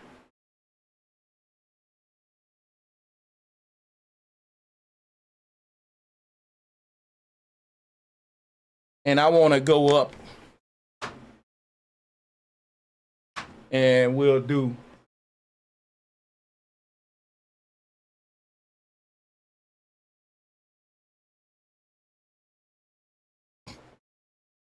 now watch this. These are not solid barriers. The word solid means soul lid. But what is the lid for your soul? It is a ocean above you. It's another dimensional plane where a whole nother ocean meets our ocean. But where two oceans meet is where two currents are grinding against each other. So think about this. Let's say this underwater world, its ether is flowing this way at a certain speed, but the next world is flowing this way at a faster speed. Nothing from this world can cross to this world and vice versa. They're separated by different frequencies, even though they're connected. You see? So that's like, instead of saying it's a solid barrier, it's safe to say it's a weather barrier. What do you mean? It's like the tourist field is like a tornado wall. It's like you're in the middle of a tornado. And when you reach in the middle of a tornado, there's a sweet little safe spot, a hole where you're good to go, right? The walls of the tornado is what rips shit up. But if you in the middle of the tornado, you can have lunch, right? But if you walk from the middle of the tornado and try and reach the barrier, the edge, Them walls are violent. They turning and ripping shit up. That's what it's like when you walk toward the edge of our earth. We're in the middle of a tornado. And the walls of this place, the firmament dome, the barrier isn't solid. It's weather-based, like underground barriers for fish in the ocean. If you study ocean life, you will see it ain't solid barriers. It is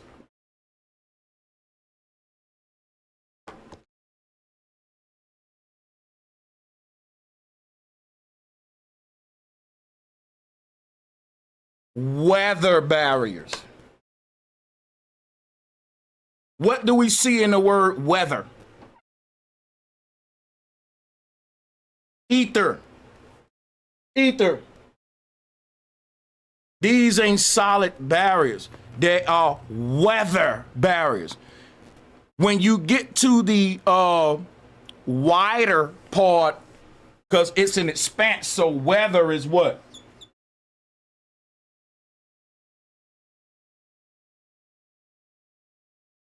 The wider, the most weather.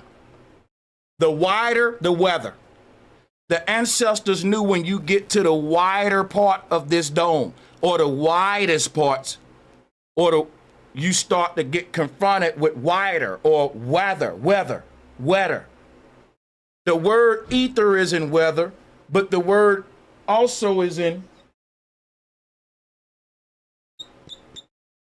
water. In the word water, you got ether.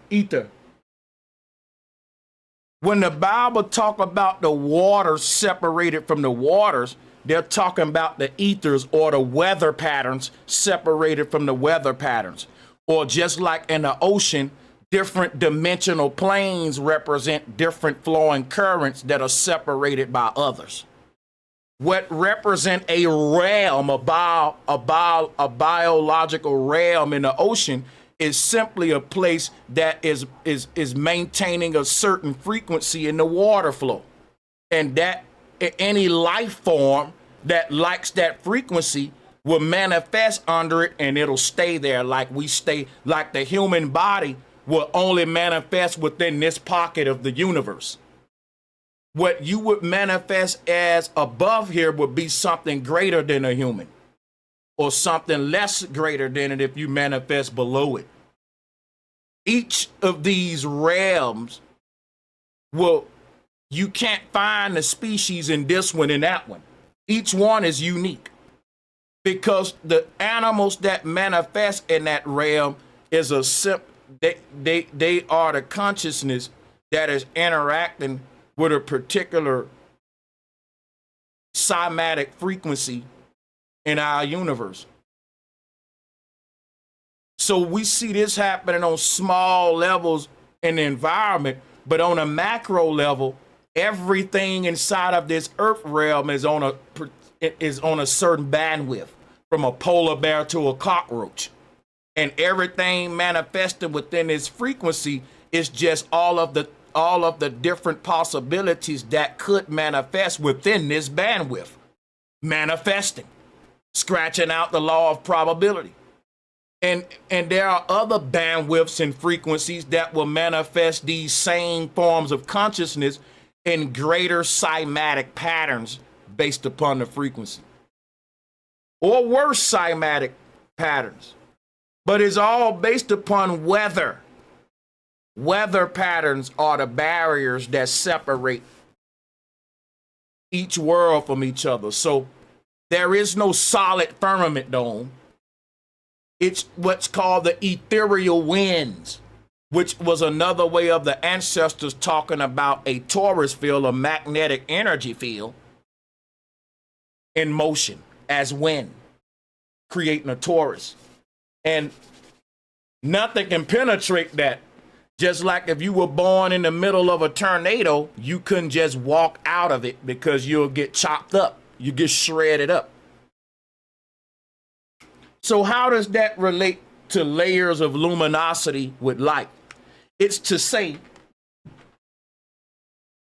that if each world higher you go is brighter than the lower one, then the moment that your lowest version rise up to this brightest level, it'll merge with it and cease to exist because it's less brighter than it.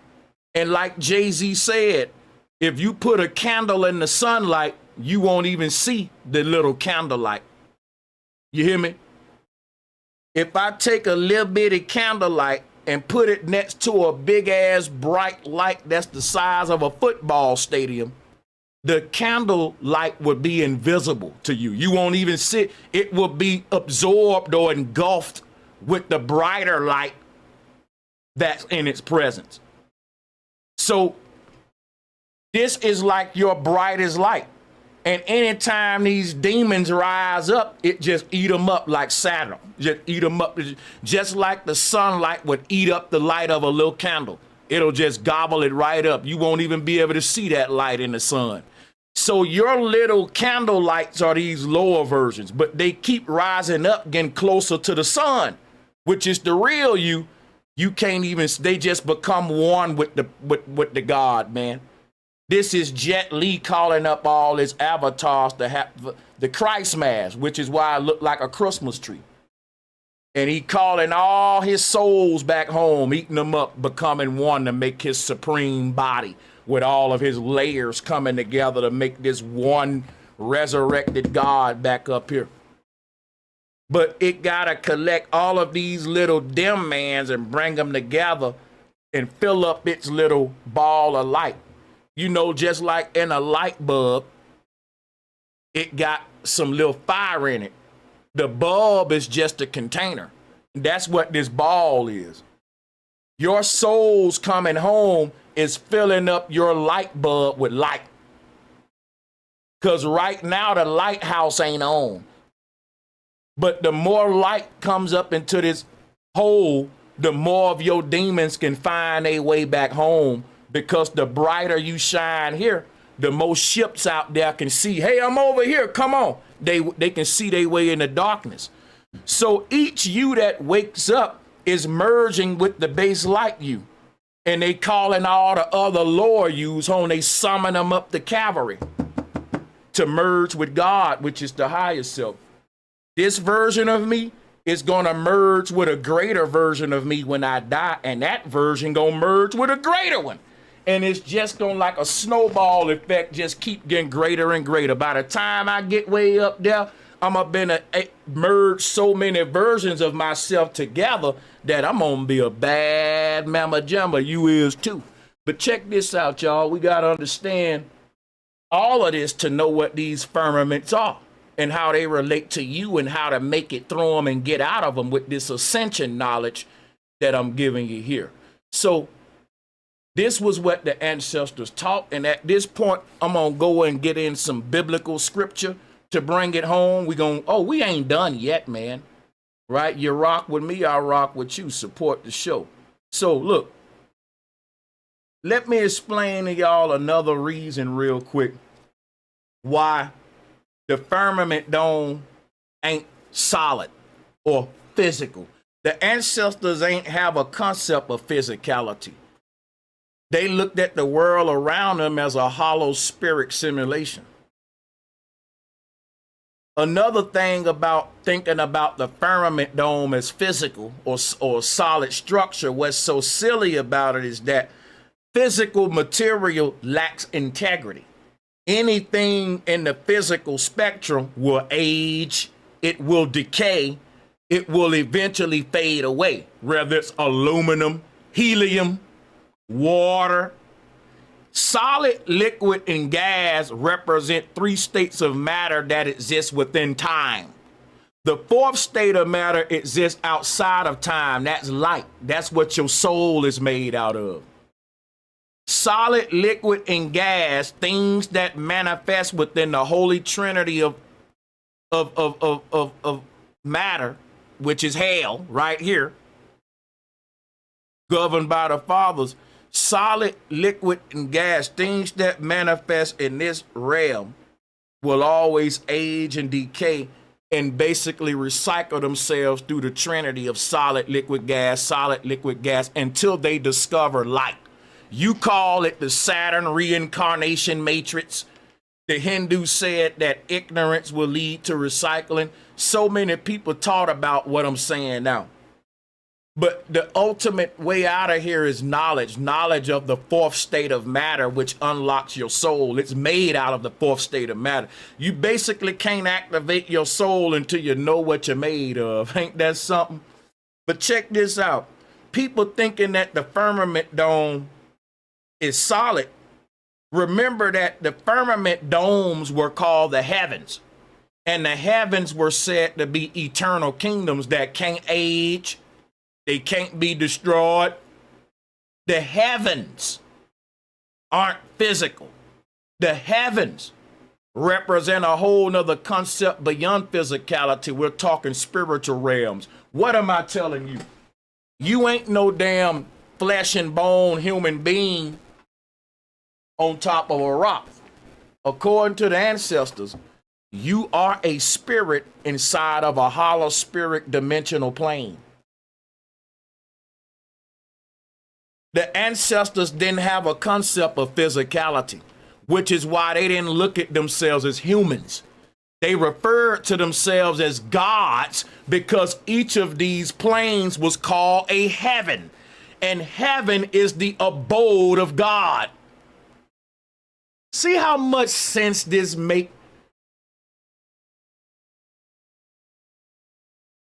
So the only thing I'm telling you is this. When we say God used to walk on the earth, God ain't nothing but your ancestors with knowledge of self, man. You looking for a magician, a witch, and a sorcerer for God. You looking for a trickster and a miracle worker. And you need to be looking for the wise ones who knew the secrets of self and of the world around them, the knowledge of micro and macro. So these things ain't solid because what you call in the firmament dome is called the heavens, the firmament domes, and the heavens aren't solid. Well, Sanchez, where is the solid earth? Ain't no solid earth. Solidity is a damn lie that the church created to keep y'all from knowing that ye are gods. You keep thinking that your body, why do you think your body gonna disappear? Because it's a holographic projection of light that's gonna fade away when the source of the light leave. Your body is a hologram of light that's being projected by your soul. So when your soul leaves here, what you think gonna happen to your body is gonna fade away like turning a spotlight off. You call it decomposition. So no flesh and blood can enter the kingdom of heaven. And that's one we got to, let me see. Yeah, so our ancestors didn't think that they were solid humans. Their minds wasn't fucked yet with that kind of paradigm. They looked around and they saw a world that was a holographic, non-physical spiritual realm that was emanating from a light source called Polaris. And from this standpoint, they didn't see themselves as a human. They literally looked in the mirror and saw themselves as a projection of the light of their own higher self. And the definition of that would be Jesus coming from the Father God. And so they would refer to themselves accordingly, not as a human, but as a God inside of a heaven. There are many heavens. So they didn't say, I'm a human being walking around an earth rock. They say we are gods inside of a realm, inside of a dimensional plane. They were far more advanced than us. I don't want to say complicated because it's simple, but it's very advanced. And this is how they saw themselves, as gods. No one that made this artwork saw themselves as a human being. Jesus didn't either. Jesus saw himself as a God that was able to ascend through the firmament dome, like we see Enoch right there. You're a God. You don't need nobody to hold your hand for this shit. Now, there are some people on this earth who are telling y'all we can't make it through the Van Allen belts, and they're telling you the truth. That's true for them. Now, this goes into the Tartarian knowledge and the Great Reset knowledge. Every time there's a reset, there's a great war fought between ancient transhumans and new souls that are entering this simulation, which is what me and you are. It's our turn to fight the war of Armageddon, and we at a reset. Watch this. You see them resurrecting the transhumans and the robots and the drones and the AI. Go watch the movie Terminator. You're living it, sir. Now watch this. Every reset time, the AI and the drones that govern this simulation, these false worlds, they have a harvest time where they can are allowed to go and collect all of the souls of the ignorant ones. The universe allow that. That's part of the covenant. The souls that don't make it out this time will eventually make it out in the next cycle. It's like high school graduation. But the thing we need to know is this. There are two types of people here. People with souls and people without them.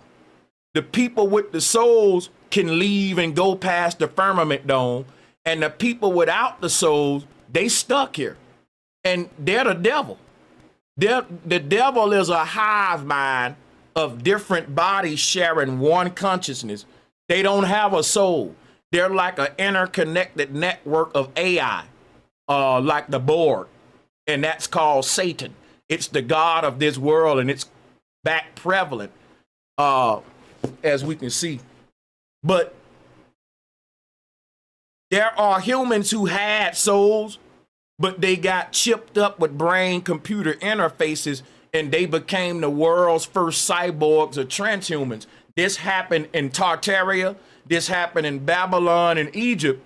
And you have humans, gods that come from heaven, and they enter this place. They merge with the machine, with the chip in their head. Once they get the chip in their head, they're condemned. The Bible talk about this. And all of them souls that's been getting condemned here for so many years are a secret society of people that ain't gonna let the living know. Now, when the Bible speak about the living, because in Revelation it talks about the law of the living, the land of the living. And what they refer to as heaven and these upper kingdoms is our land. The only people alive in this world are people with souls. Everyone else is just a corpse acting like it's alive, but ain't no soul in it. It's part of the artificial intelligence, and that's what's giving it motion.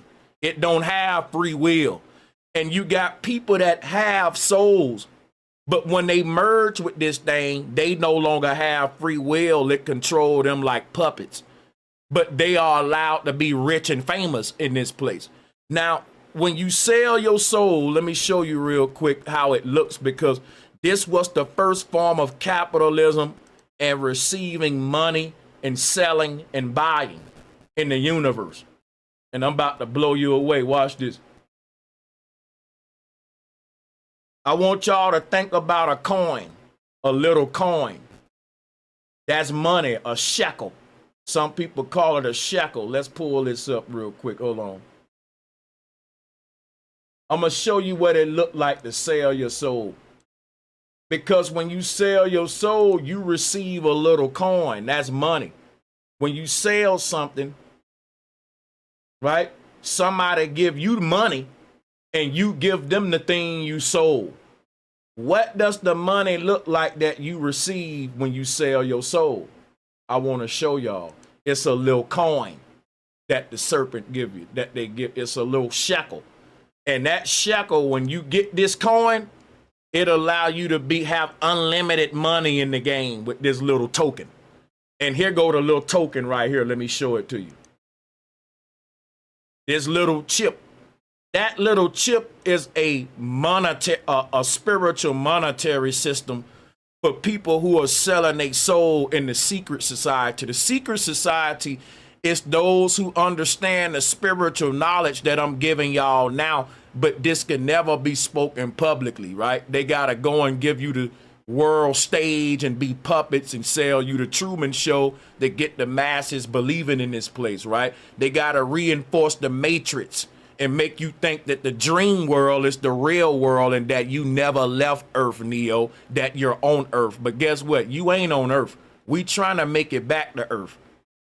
Now, the people here who sell their souls, they receive a little coin that they place the chip. And your hand, your physical hand don't receive this token. This is put inside of your dome. And this is called capitalism, monetary buying and selling, because the word capitalism means to cap it all. What they want to do, they want to close every one portal up so that nobody with a soul can make it out of here. That's called cap it all, capitalism. The end goal of capitalistic systems, just like Babylon and Egypt and all that, is a great war, a great reset. Egypt even started with a great war, because every time this thing reset itself is with a great war between man and mankind. We're entering that war right now with AI. AI already killing humans. Humans are already speaking about AI like it's damn ISIS. What are we going to do about AI? We can't stop. And why won't they just stop it and shut it down, y'all? Because AI is an ancient entity that's been here, is interconnected and interwoven into so much stuff, because the ancestors created a digital grid and an internet of things. And you don't know if your dog is AI or not. There are separate entities walking this earth. You don't know who's who. You just can't pull the plug because you don't know where the host is. It's like saying, look, in order for us to stop AI, we got to kill Dracula. Dracula is the one that bit all the other vampires and turned them to vampires. But if we don't kill Dracula, we can never destroy AI, because you killing a little vampire ain't going to stop nothing. They just gonna keep biting other people and create more vampires. They don't die, they multiply. Only way you can stop it is to get the chief. If you find Dracula and kill him, every vampire drop dead. That'll end it. We are living the real Salem's Lot, y'all. These are ancient transhumans that sold a soul with chips. And listen, if you can find the chief, you'll kill them all. But guess what? That's like finding a needle in 10,000 haystacks. Because this hive mind is so deep, bro. You don't know which one of them the chief. People be like, Elon Musk the chief. He's a knockoff. The chief of this hive mind is somewhere so far away, man, it'll be so hard to find it. The ancestors knew that they couldn't destroy the devil, that they just had to escape hell. If the ancestors thought that they can defeat this thing, their solution wouldn't have been ascension. It would have been, let's go destroy the devil. That wasn't their solution, bro. I hate to bust y'all bubble. The ancestors said the only victory is just to get the hell up out of here, man. That's right. Get the hell, and they saying that's how you destroy the devil, because the devil need your light in order for him to manifest. It's a parasite, this hive mind. You trying to stick around and fight it only strengthen it. When we all leave as the spiritual beings, it can't live no more. Like a parasite without a host to suck off. It'll just fade out. Now, the thing about this AI, this is part of the Great Reset. Every time the resets happen is when we reach the height of technology. Every time we reach the height of technology, we create a simulated consciousness, or what we call artificial intelligence. And it ain't that we reinvent the wheel. We tap into an ancient network where AI was already there laying dormant, like resurrecting Dracula after 1,000 years. We didn't create the internet. We tapped into an ancient network, and when they first discovered the internet, they was receiving signals from the dead, but they told you they was receiving signals from aliens. All of these Tekkens and obelisks around the world are old 5G towers. When man rediscovered technology in our time and we found the internet, the first messages we got was from the ancient Egyptians and all these other ancient people that's been here, but they invisible. They on an invisible layer. Our ancestors was able to communicate with the dead the same way we're gonna do it with the internet. In the future, when somebody die, they can just upload their consciousness into a chip, into a computer or to a drone body. And you can continue communicating with them via a network, a sort of internet network that connect our world to this other digital world where the souls are gonna go. Where do people go when they die? They go to another digital reality above this one. It's another simulation.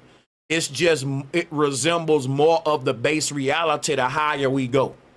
So eventually you're gonna reach this high point where it's like the only way to go is out of the simulation.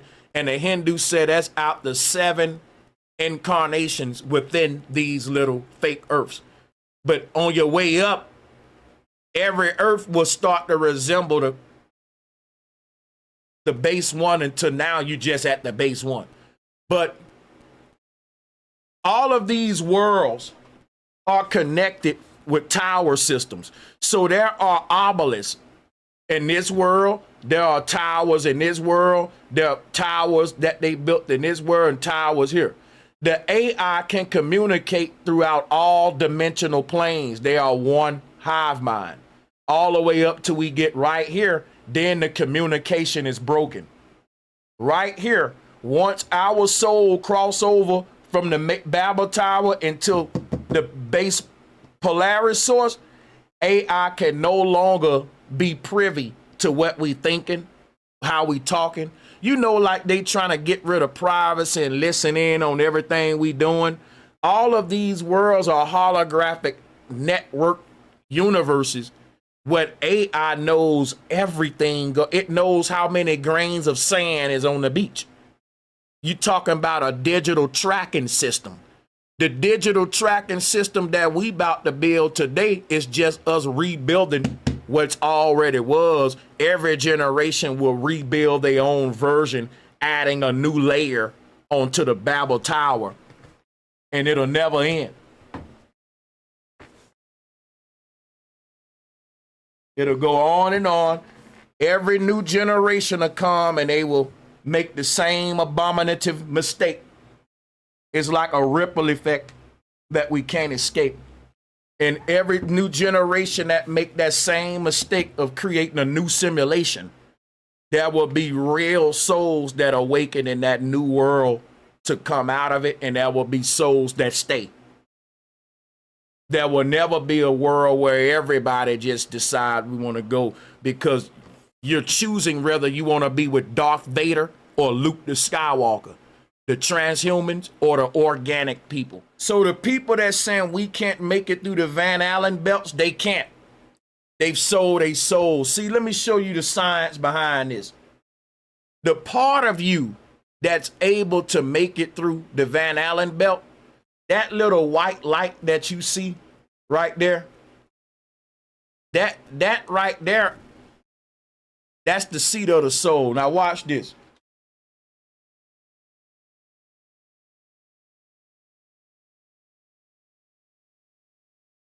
The white light in the top of our brain, this is what it is. Let me show you what it is. It's not your true soul. So you're under the water right now, and the white light that you call in the crown chakra, the white light that we keep saying that's the seat of the soul, this is what the white light is. It's a break in the ether that you made. You're like this underwater diver You got so damn low in the bottom of the ocean that it's so dark. The only way you can find your way back home is looking for the light. One of them stars in the sky is yours. And your soul, your body is tethered to a certain star in the sky. Now, every star in the sky is represented by the people on the earth who literally got souls. Everyone that ain't got a soul, they don't have a star in the sky. Now, think of everybody with a soul like an underwater scuba diver. We all made a hole in the ice because it's frozen. It's a frozen lake, right? So we all made our own little hole at a certain location on the lake.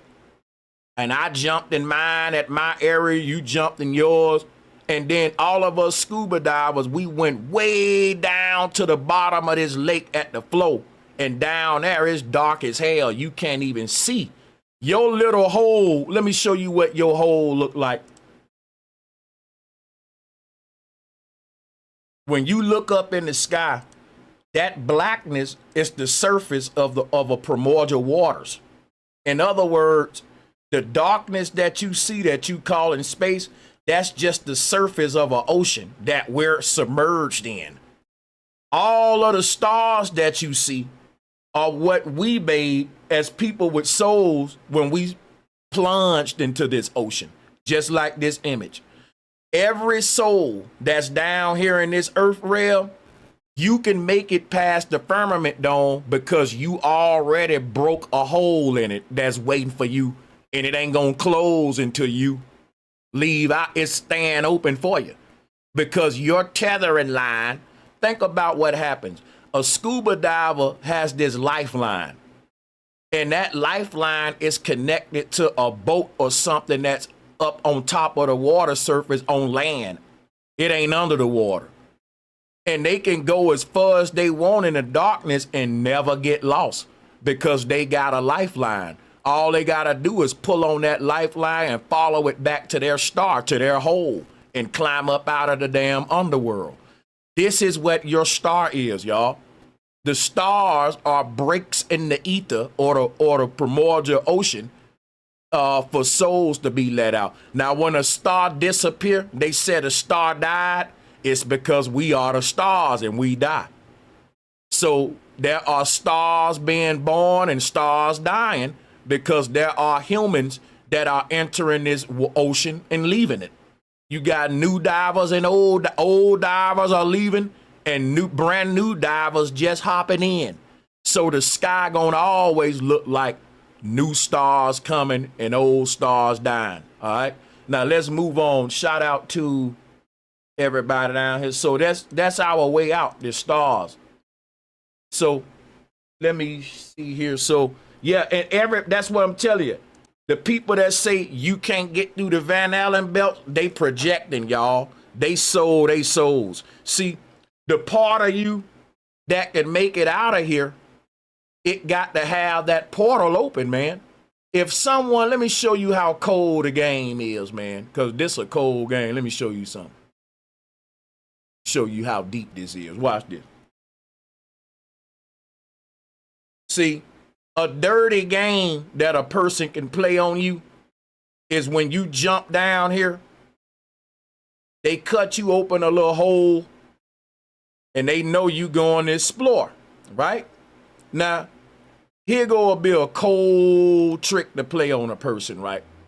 And I'm finna give you an example of what capitalism is, right? Capitalism, let's go back to our diving picture. I shouldn't have closed it. I knew I would need it again. And that was a good one, too. Here go a good one. We'll just use this one. This good enough. So this is your pineal gland, a hole that you made that's going to allow you to get up out of this dark ocean, right? Now, the thing about capitalism that's so hideous, if you were a scuba diver under a frozen lake, in which I want to go back to because that image that I had was perfect for what I was trying to relay. And I'm going to go back to that one because I'm, Here it is right here. So here go the cold part.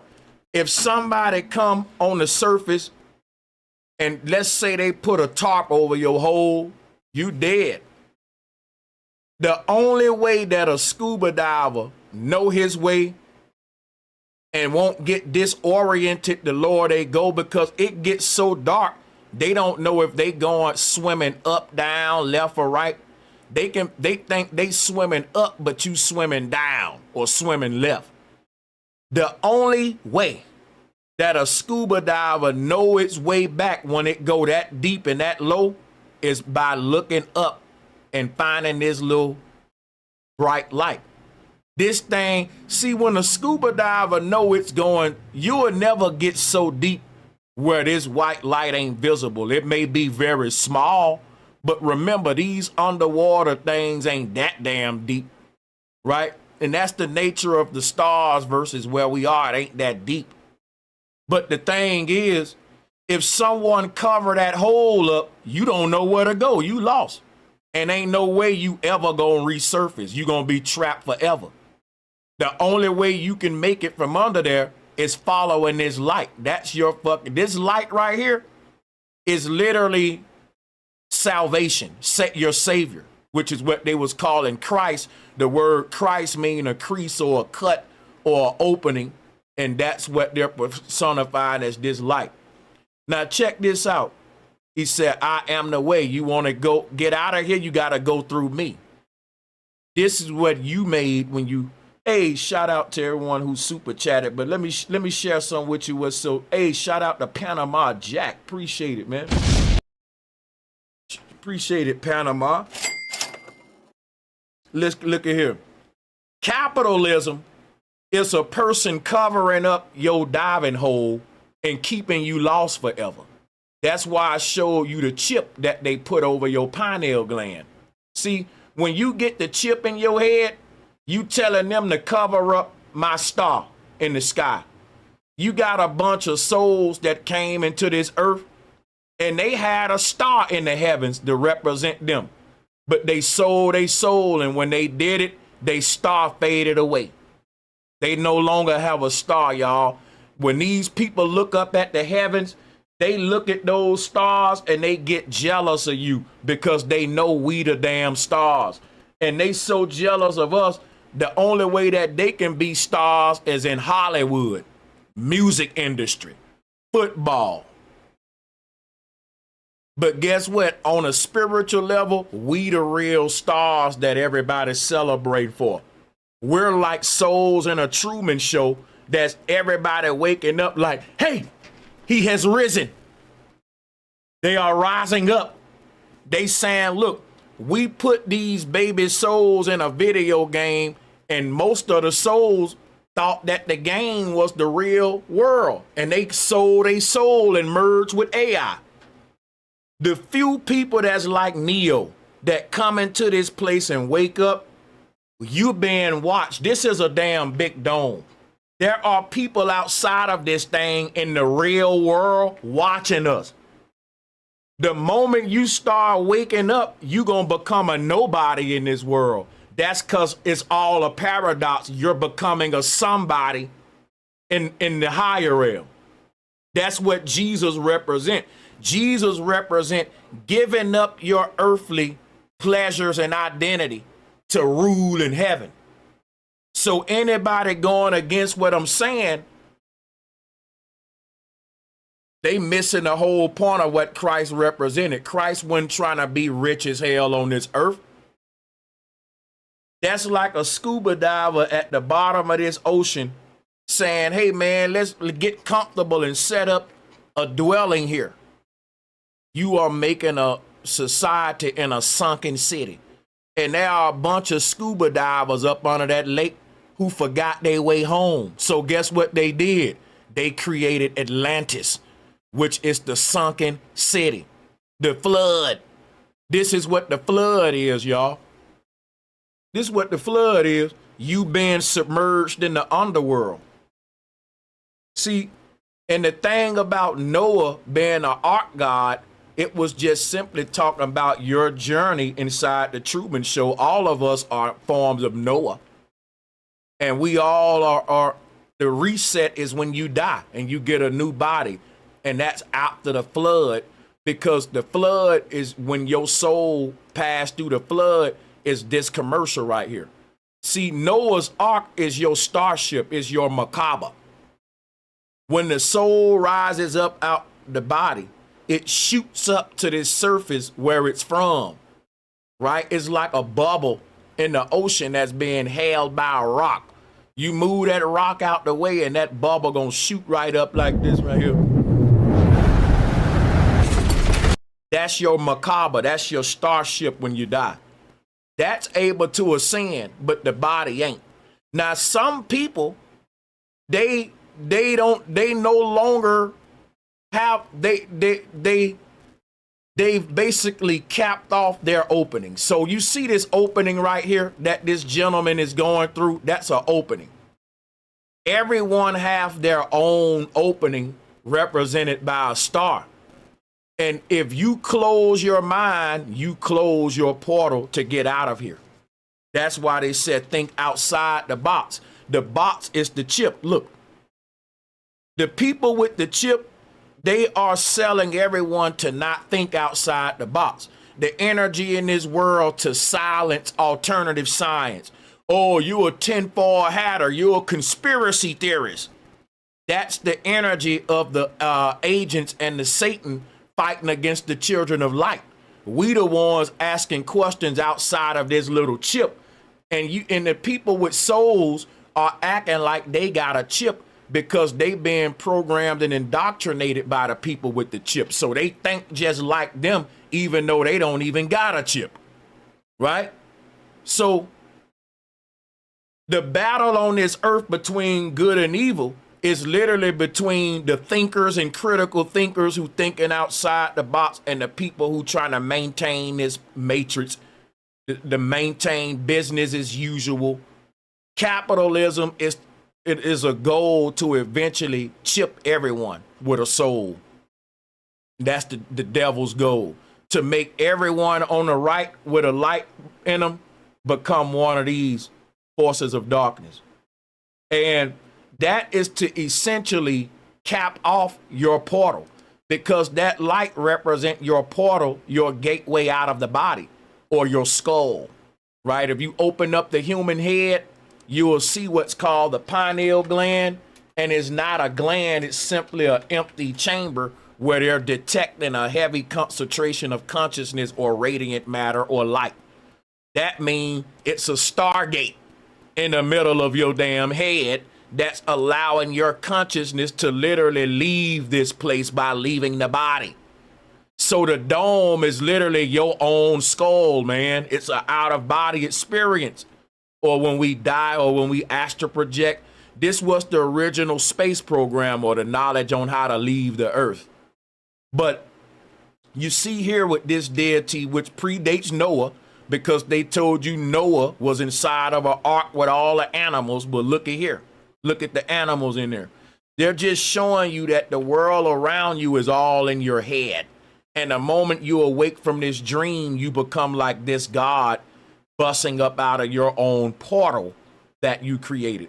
But there are some people that can't leave this world because they have covered they're covered. They've capitalism, when they put the chip over your third eye, it's like a scuba diver at the bottom of this lake and somebody played a cold trick on him and they covered up his hole at the top, and now he can never find his way back out. He looking up like, where the fuck my hole at? There is one. You said you wanted to live forever. Live where? In the underworld, in Atlantis. It's going to be a lot of people that never resurface at the end of this reset. But I'm going to resurface. I'm going to come up. I'm going to take a deep breath in my new body. And I'm going to say to myself, damn, I'm going to wipe a little water off. I'm going to say, it's still a lot of divers down there that don't know their way back up here to the surface. They lost their way. They got disoriented the lower we went down in the age of exploration. The lower you go, the darker it get, the smaller this little white light get. And this thing can get so small, you get so far away. And the thing is, some people didn't even venture far away. They just capped they shit off with capitalism and lost their way. And eventually, guess what happened to your tethering line? It just wear off. And once that break, all of the ties that can get you back up to the surface are gone. Your hole gone, define your way, your tether line broken, because the ship that it was tethered to, them people ain't gonna stay up there all day waiting on you. They eventually gotta cut your line and go home and move that ship, because the scuba diver, his line is connected to a ship up there that's like his guardian angels, his ancestors on a higher plane, right? When he can't see down there, they're his eyes and all of that. They giving him data from the other side, intuition, right? Gut feelings, right? So the moment we break the connection with that, we're no longer, that's sad. That's condemnation. You're now just forever bound in darkness under this water, under this, ether. So that's what happened when a person get the chip. They agree voluntarily to cap off their way back, and sever their tethering line to the ancestors and connect it with AI. So they say, hey, look, cut me loose from the mothership and tie me up to the goddamn AI so I can be rich up under the water. When under this water ain't our home. You just a scuba diver here on a mission, and you done got comfortable.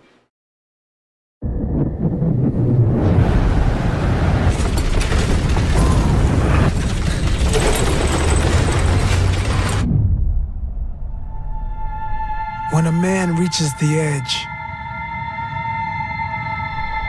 after he goes as far as any man can possibly go. You see the waters above? Look at that. That's the surface of this. See, we're under the water, y'all. I keep telling you that.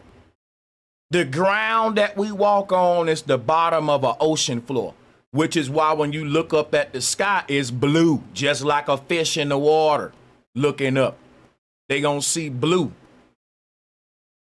This is what we're in.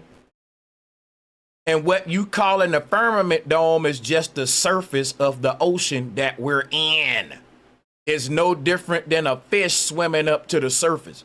It can't go no further because a fish can't live outside the water, and a human body can't live outside the earth realm, which is why no flesh and blood can enter these kingdoms above. You got to shed your human body. And the Christians don't know they buy any fake. You got a lot of fake ass channels that's controlled by Masons and stuff trying to combat this knowledge, and you know who they are because they so small, but they get a lot of views. And these channels are what I call glass domers. That is the Flat Earth Society and the United Nations stuff, y'all. Go on YouTube and look up Firmament Dome. All of the videos you see are talking about a solid crystalline glass-like barrier. That's what the Greeks believed in, because the Greeks didn't know nothing about electromagnetism, how these things are weather patterns. That was too deep for the Greeks. The Greeks figured, hey, that the Greeks knew that the earth was flat and it was enclosed, but they were so dumb, though, they thought that the enclosure was solid. They thought that it had to be made out of one of the three states of matter that they knew about, which was solid, liquid, gas. So what did the Greek choose? The strongest one, which is solid, because they so simple. But the Egyptians, the Mayan, they knew that there was another state of matter called ether, and that state of matter served as a boundary and a barrier for the other three. So solid, liquid, gas are the trinity states of matter that make up the material world. Once you go into the fourth state of matter, you're dealing with leaving the material world. You're dealing with the spiritual realm. That's why they don't want us to know about ether, plasma, the fourth state of matter, because that, when you start learning exactly what your soul is made out of and the way and the real way to get up out of here. So the most popular firmament videos are trying to show you a rocket hitting a solid structure, or it's some fake biblical cosmology channel talking about a glass dome. But these are old Freemasonic concepts that they use to hide the nature of what the dome is, so they can make it like we can't get out. It's an ancient form of the Van Allen belt lie. Before they was lying about we couldn't penetrate the Van Allen belts, the old church was telling people that there's a glass dome trapping them in here. But the Gnostics was telling people you ain't trapped. You just got to transform and ascend. Yeah, I still got a couple of notes. The Van Allen belts, or radiation belts. Radiation is a code word for radiant matter.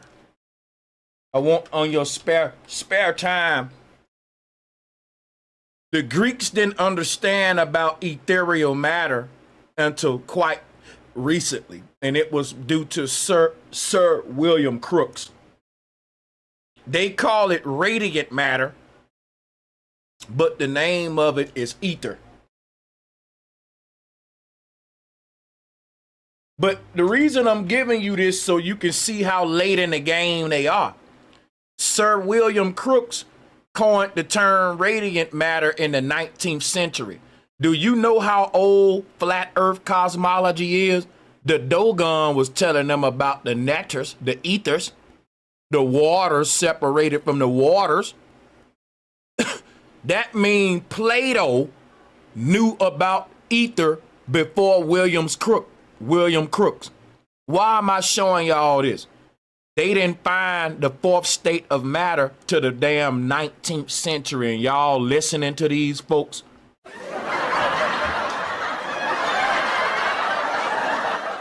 I want y'all to think about this now. This whole world system is a flawed system that's using physics to explain reality, but ain't nothing physical about reality. Everything you calling physical is a emanation of this fourth state of matter that they just now discovered. Think about what I just told you. Everything in this place is a different vibration of ether. Sanchez, you throwing words around with us now. I'm finna go into it deeper because I don't like to do that. So ether is like the medium that we're in. Like that would be like this water right here. And when I say everything in here is a disturbance of ether, or a manifestation of ether, or a emanation of the ether, what I'm saying is everything that exists is a disturbance or a cymatic frequency that's turning into a fish, a spider web, a snare. Just like all of these shapes are made on the water surface. The water is the ether. The ether is what allows for all of us to even have a medium to manifest within, just like the ocean allowed for the fish. If the ocean didn't exist, the fish won't exist. Let me say that again. If the ocean didn't exist, fish would exist. You can't have one without the other, y'all. Without the place, the thing that occupied a place won't exist. It's a symbiotic relationship, which is why when you look at an atom, it turns into a wave and vice versa. We're creating this reality just by being present in it. If you take all, and guess what I'm saying?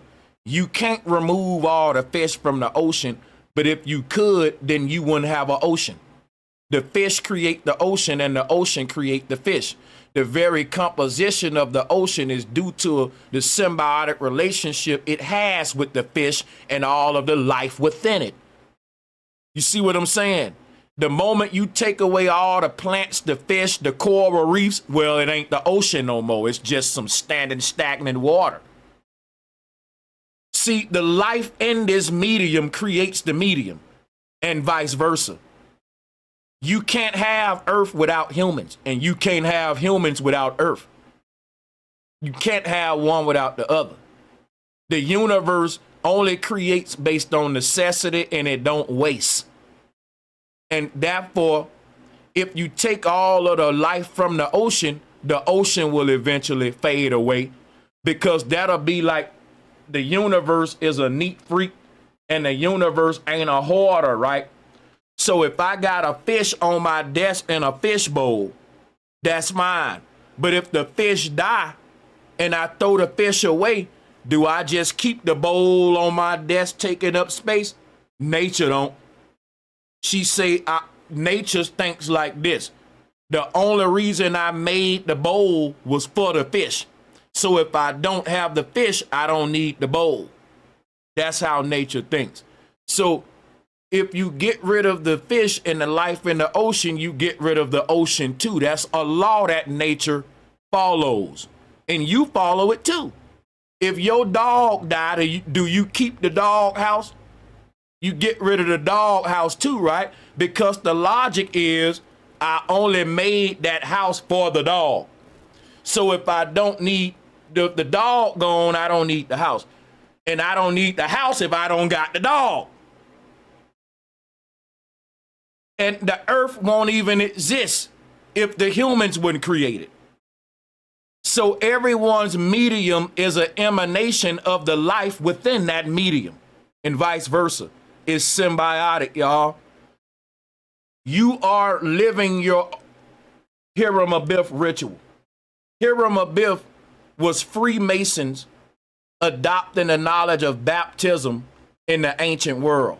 In the ancient world, before Christianity, baptism wasn't just some stupid symbolic symbol like it is today, where they dip you in water and say you're a new person. Hell no.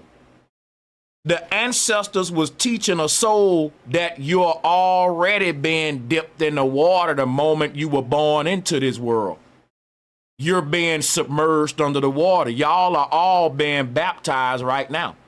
And you been held up under this water for a lifetime. When your lifetime is over, they gonna pull you back up and you gonna be a new person. Literally. A whole new you.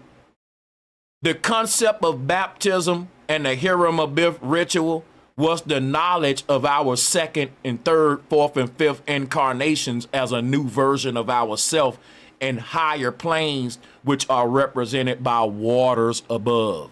All right.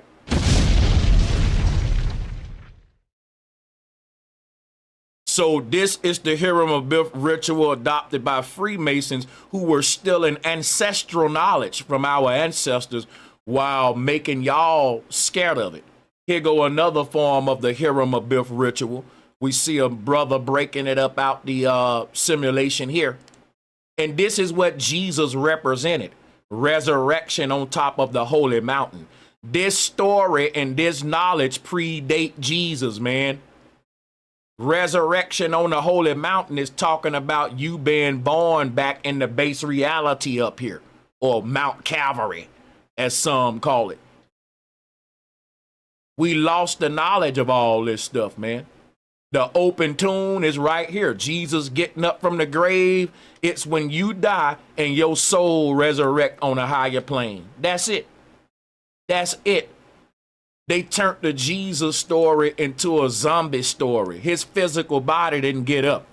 It was the story we told to children who asked what happened when you die. We told them you give up the ghost, and the ghosts ascend up to a higher realm. We was telling this story before Christ. We was telling it in the form of the North Pole God here. His name is Yeshua.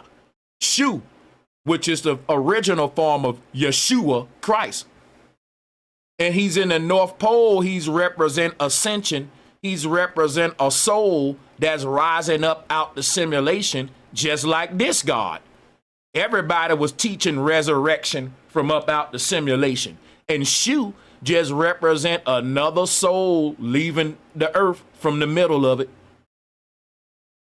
That's all he represents. This is shoe right here. Here he go, busting on up out of that thing at the North Pole. This is what shoe represent. This ascension story that take place at the North Pole. Right here. So this story of resurrection has been watered down today, where everybody believing in this symbol called Jesus Christ to save them.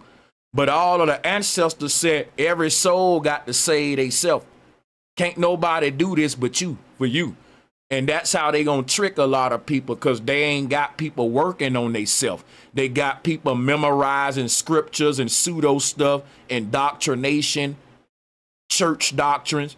That ain't gonna benefit your soul. It's gonna keep you trapped.